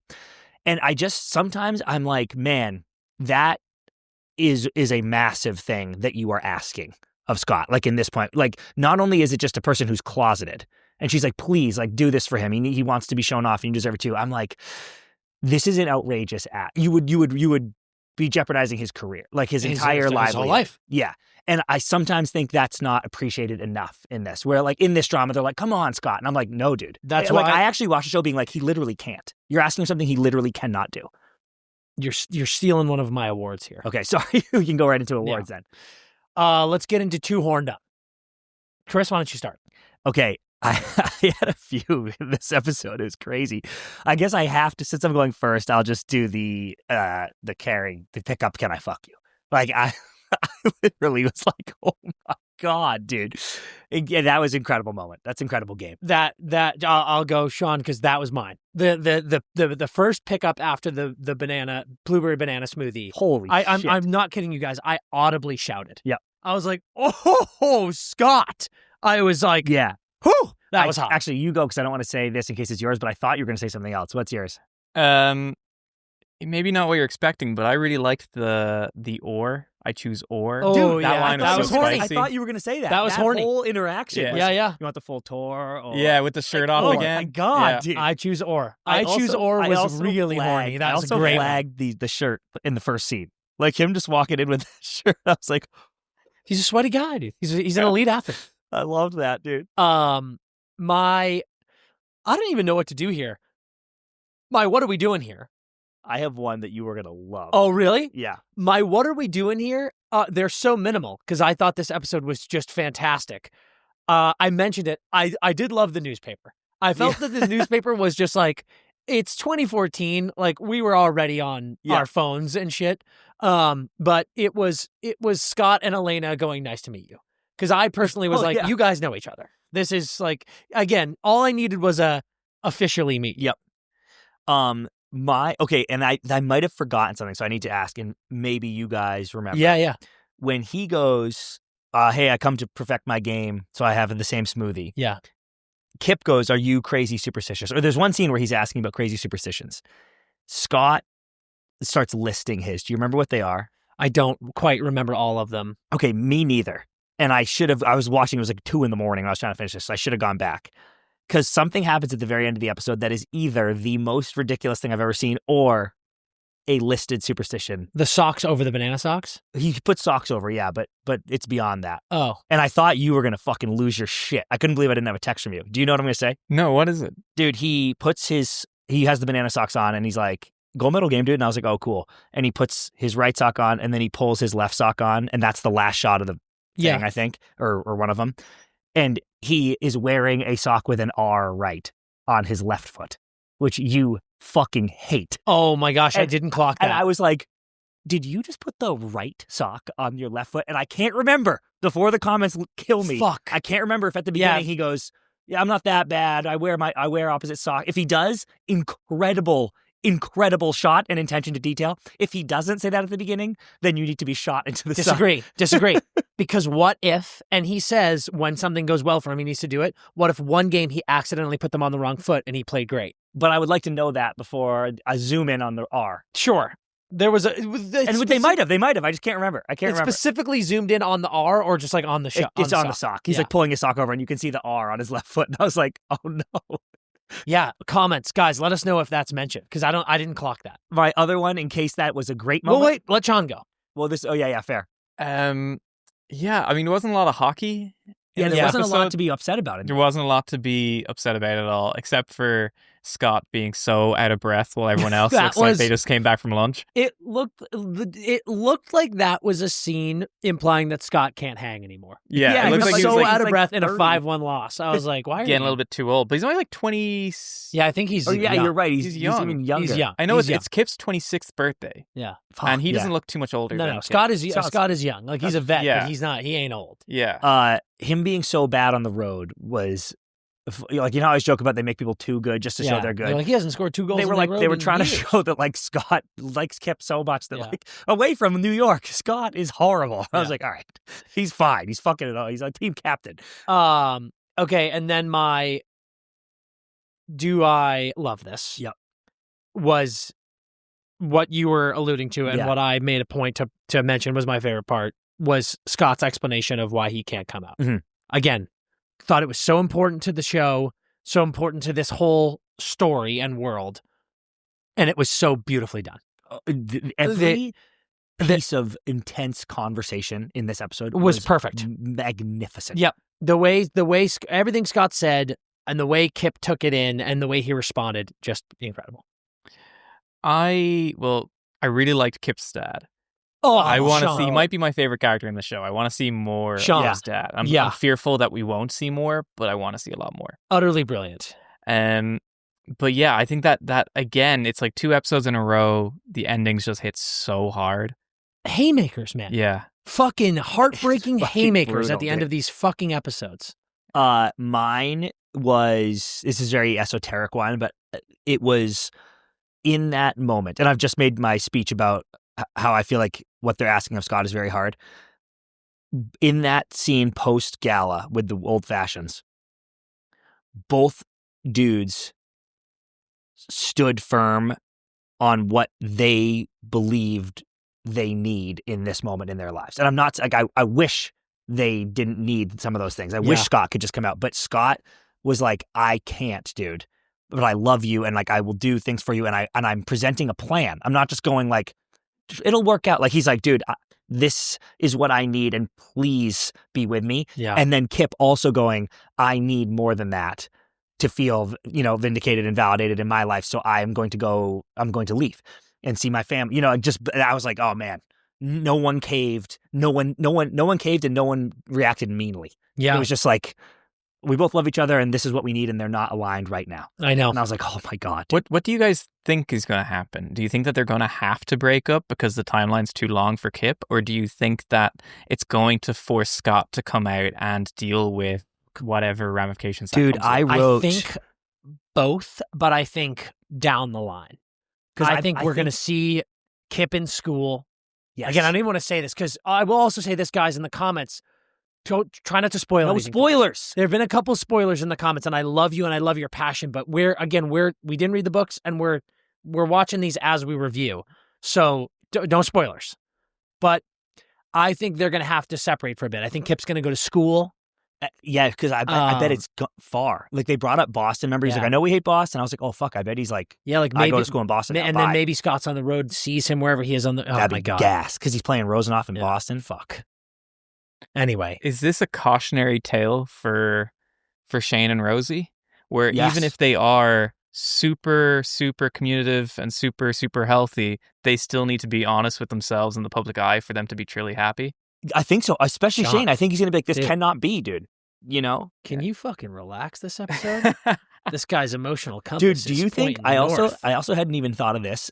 If this flashes, like when we go, I was also dying thinking about us going, like, was this written in 2009? And I'm like, did she predict the Sochi Olympics? It never occurred to us that I'm like, we're so fucking dumb. We're like, I think they wrote this in 2008. She's like, yeah, the Olympics are going to be in Sochi. Black mold. I'm like, whoa, dude, that's Christ, amazing. We're so dumb. But it occurred to me where I was like, oh, if she started it in 2008, written in 2019, she probably brings it to 2019. Like, I bet it goes all the way that far. So I was like, holy fuck, dude. Now, like, we're going to have, like, full-on adult Shane and Rosie.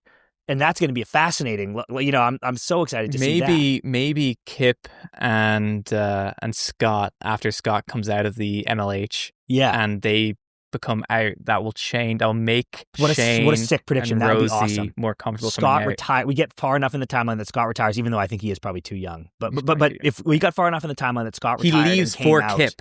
Yeah. And then it gave them the confidence to do it. That'd be actually a sick ending. Because some of these books, I know Icebreakers, like, flashes way forward. I think Pucked goes super far. So some of these books, from my experience, have, like, very big jump endings to put a bow on it. So I'm fucking fired up, dude. It's unbelievable. That, folks, is our review of episode 3 of Heated Rivalry. If you haven't figured out now, our hearts are so invested in this show. It's unbelievable.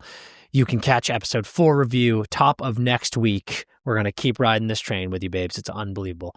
Taking a quick ad break. We will get back with the professors and wrap things up. It's Christmas time, and you know I'm always thinking hockey gear, hockey presents under the tree, which of course makes me think of Bauer Hockey. Always, okay? So it has never been easier to shop for the holidays because the selection that they have cooking at Bauer.com is actually insane right now. It is a perfectly curated destination that helps you find the gift for whatever hockey player you're shopping for. Okay, it can be a player, or it can be a hockey lover, whatever you need. Players, parents, kids, fans. It guides you from everything, the high performance stuff to the under $100 accessories, right? Anything you need, stocking stuffers, custom gifts, holiday delivery, cutoff dates. Bauer.com has you dialed in. Okay, so they have the perfect gift. You can find anything that you're looking for. They have custom stuff, which is absolutely unbelievable. And I love getting my gloves. I get stuff in my gloves. I get stuff in my clothes, my apparel. It's amazing. And there's insane savings. Like I said, right now, if you go on and check out the holiday deals, you will be so fired up. There's free shipping on everything over $99, extended returns, digital gift cards, so you can make it even easier and even more simple and even more worry-free. And there's a awesome buying resources. So if you're getting sticks, if you're getting skates, there's a buyer's guide that helps you confidently choose whichever product you're looking for. If you don't know, if you're a parent and you're trying to figure out what to get for your kid, Bauer.com has all the guides to get you dialed in, which is amazing. So what I want you to do is head to Bauer.com to find the perfect gift for hockey lovers, and you will give the gift of hockey this year by checking out the holiday gift guides at Bauer.com. Make your holidays stress-free, baby. Folks, I am here to save you this holiday season. I know so many of you worry about getting gifts for people. You're getting last-minute gifts. You don't know what to do. Well, here's the thing. The Empty Netters podcast is brought to you by Aura Frames right now. And Aura Frames are making your holiday shopping that much easier. It's going to be fantastic. It's going to be the best gift you've ever gotten because this is the last-minute lifesaver. Everything about Aura Frame has changed the game when it comes to gifts. It's unbelievable. You can upload unlimited photos and video. Up to 30 seconds, you can have videos on this thing. It's going to make you feel like you're in Hogwarts. You're going to have moving photos and videos in your beautiful picture frame, in your house, your office, wherever you want to put it. You can preload and upload all of these photos and videos. So when you give someone a gift, they're not opening an empty frame. They're opening everything that you want on there. You can personalize it with messages, things like that. And here's what I love about this. CP and I, we're living out here in California. Our parents are back in Maine. Getting our parents an Aura frame, I've already been thinking about this. What we can do, since we have access to the upload, while we're out here in California doing things, having fun, we can upload photos to the Aura frame that they have. So it's like keeping them invested in our lives, seeing what's going on in real time. It is the perfect way to stay connected, to spread holiday cheer, and just make your gift feel as personal as possible. It's great for anyone, whether it be parents, whether it be significant others, friends, doesn't matter. Everyone is going to feel the love and the personality in this gift. It's fantastic. You get this unbelievable Matt Carver frame. It's their best seller. It's fantastic. This is the gift that you need. It's going to just make everything better. So for a limited time, save on the perfect gift by visiting auraframes.com to get $35 off Auraframe's best-selling Carver mat frames, named #1 by Wirecutter, by using promo code EMPTYNETTERS at checkout. That's auraframes.com.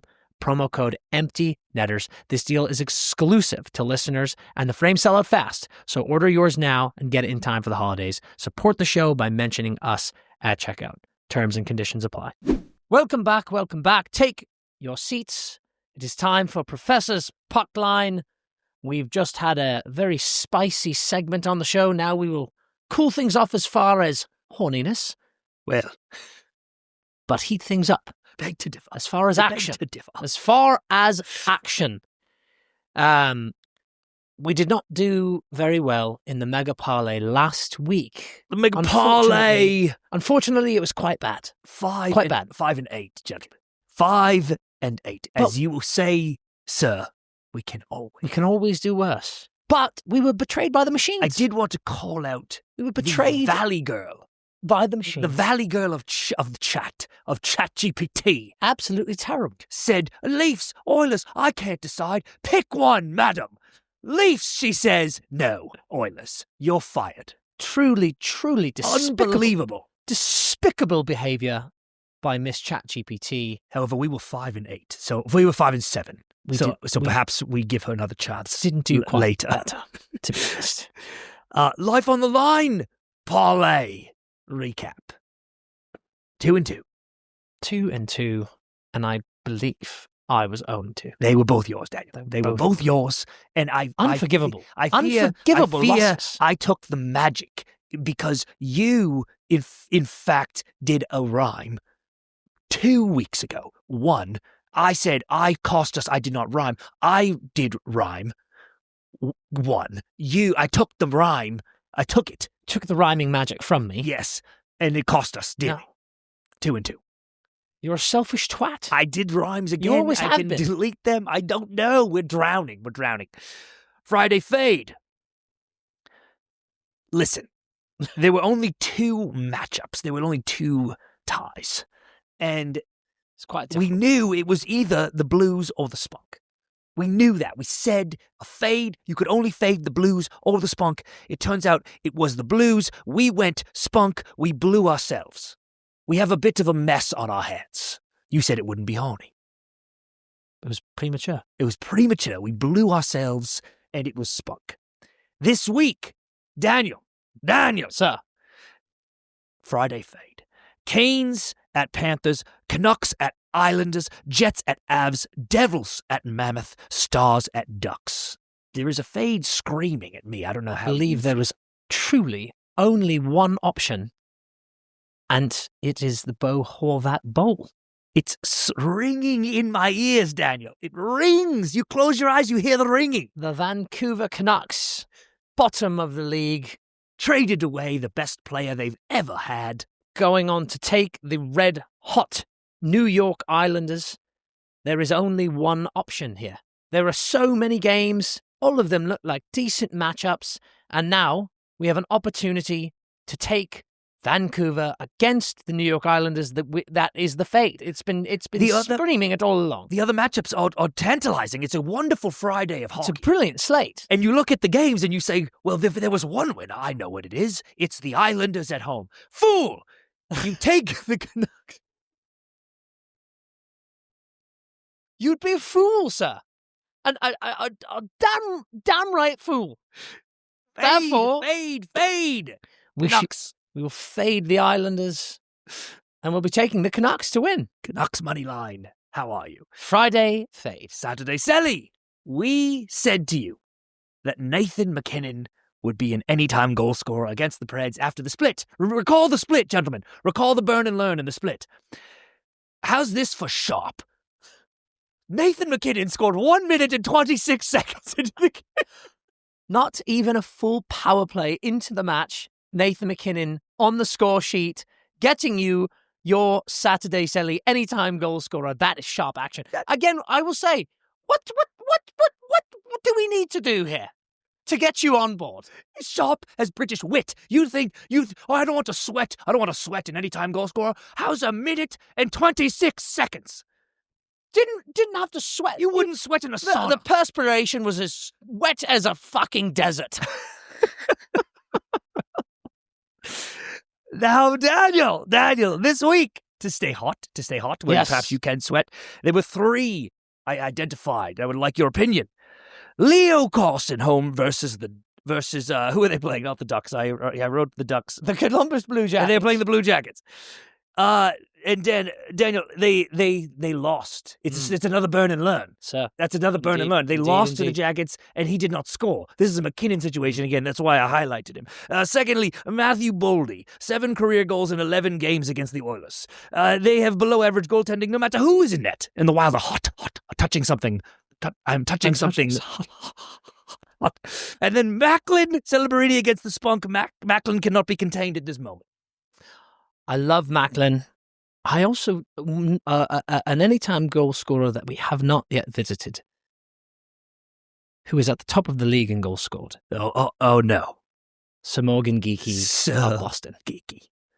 Very, very interesting to me. I quite like Macklin. I don't love and away, but Seth Jarvis, Away, it's been a away bit quiet. from It's home. away. I know you don't like it. Macklin or Geekie would be my choices. Wow. Okay, excellent. Geeky, too, the other night. Macklin. Macklin. The Celebrini. answer is Macklin Celebrini against the interminable dross that is the Seattle Spunk. Kraken. What has happened to the Spunk? It is absolutely abhorrent. There's a couple of saloon doors for a team just whipping open with ease. Macklin will score. Anytime goal scorer Celebrini. Sunday hat-trick parlay. We will not talk about last week, in fact. It is actually the first time we have ever gotten a money line wrong on the hat-trick parlay, so it shan't. Fucking hell. It shan't Fucking hell. be happening again. Daniel, the 3 I like. They're all unders. Interesting.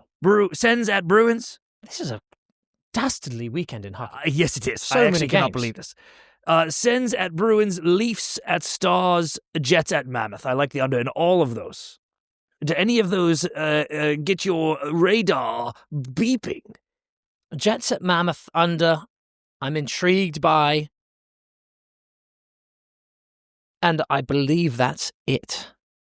Okay, then the Jets or the Mammoth? Say you.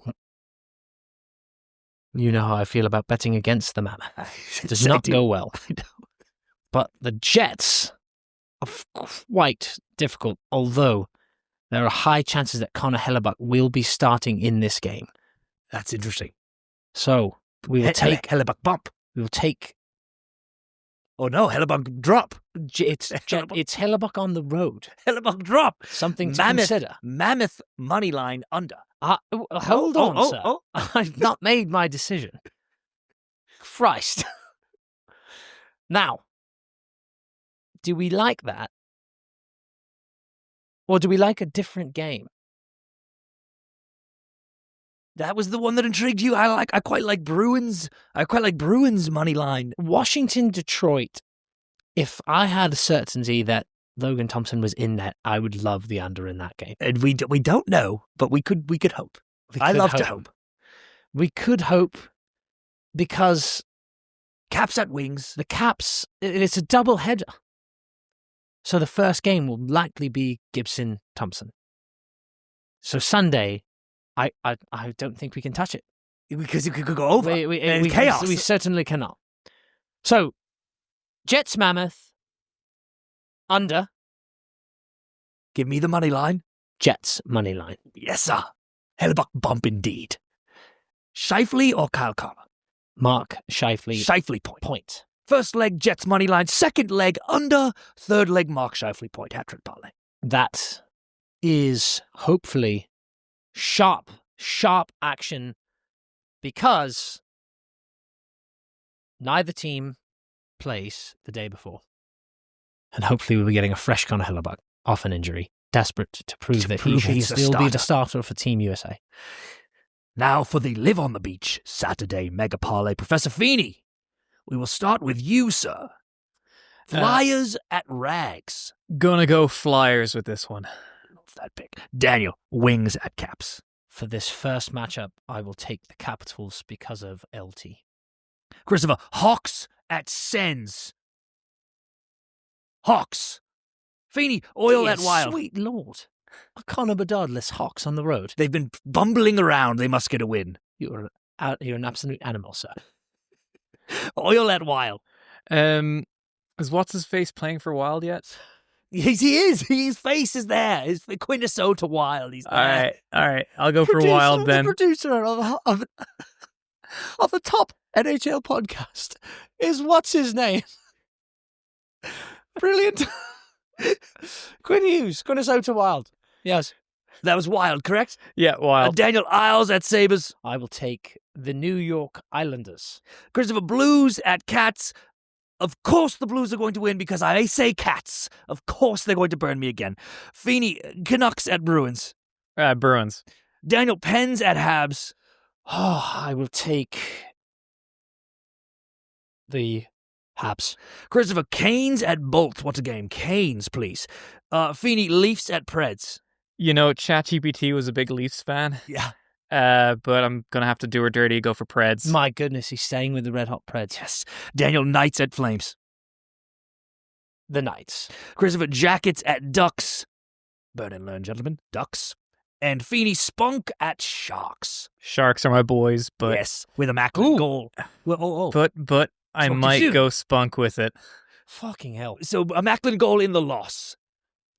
We have Flyers, Caps, Hawks, Wild, Isles, Cats, Bruins, Pens or Habs? Habs. Habs, Canes, Why can you never remember my pick? Preds. I don't listen to you. You fucking prick. It's because I'm next and I begin thinking. Sure. Preds, Knights, Ducks, Spunk. Incredible. Now, the Life on the Line parlay. Yes, indeed. I think perhaps maybe I rhyme and you don't, which will create the perfect four. I think we need to push through because people quite like the rhymes. And All I right. like doing them. All right. Would you like to go first? Or I second? shall go first this Okay. time. For my first pick. The city known as the Hub will be chasing a dub when the lowly Canucks fly to Mass. A couple of wins since the day they lost Quinn, though this team is objectively ass. It's Pasta and Geek, both on a hot streak, and between the pipes they'll have sway.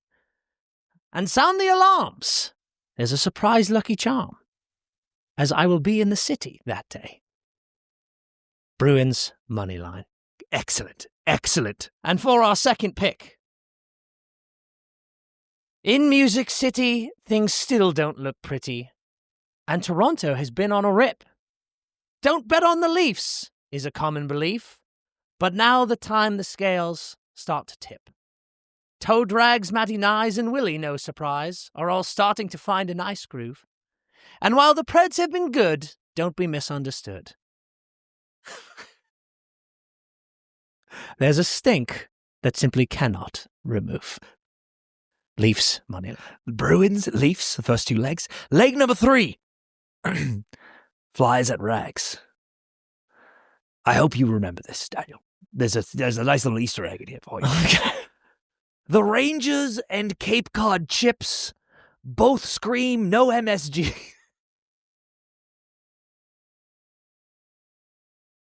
Do you remember that? Yeah. The Rangers and Cape Cod Chips both scream no MSG, but the Flyers are suddenly hip with Zegras on a scoring spree. I will take the Flyers in New York. And in leg number 4, Jackets at Ducks. You burn and you learn and you chase the split. Since the Jackets just beat the Quackers, the Ducks and a win are a perfect fit. Even better than cheese and crackers. Dude, somehow, yours are both so much worse and so much better than mine. and I think it's fucking bullshit. Because I put in so much effort, and yours are ridiculous, but they're so fucking good. I hate it. Bruins. I hate it. Bruins, Leafs, Ducks, Flyers, life on the line parlay. Please come home. Please. Please for Christmas. Please. Christ. Well, is that it? That's all. That's all, it, folks. All right. Folks, that is your segment of Professors Parlay. Take those picks to the bank, make some money, have some fun. That is it for us this week at the Empty Nesters podcast. Signing off as the Professors for the first time. We love you all. Keep watching the show with us. Subscribe to the YouTube. Buy some merch. Follow us on all the socials. And we will see you next week. And until then, in the most British way possible. Skate lightly. What does he say? Skate hard. Skate hard.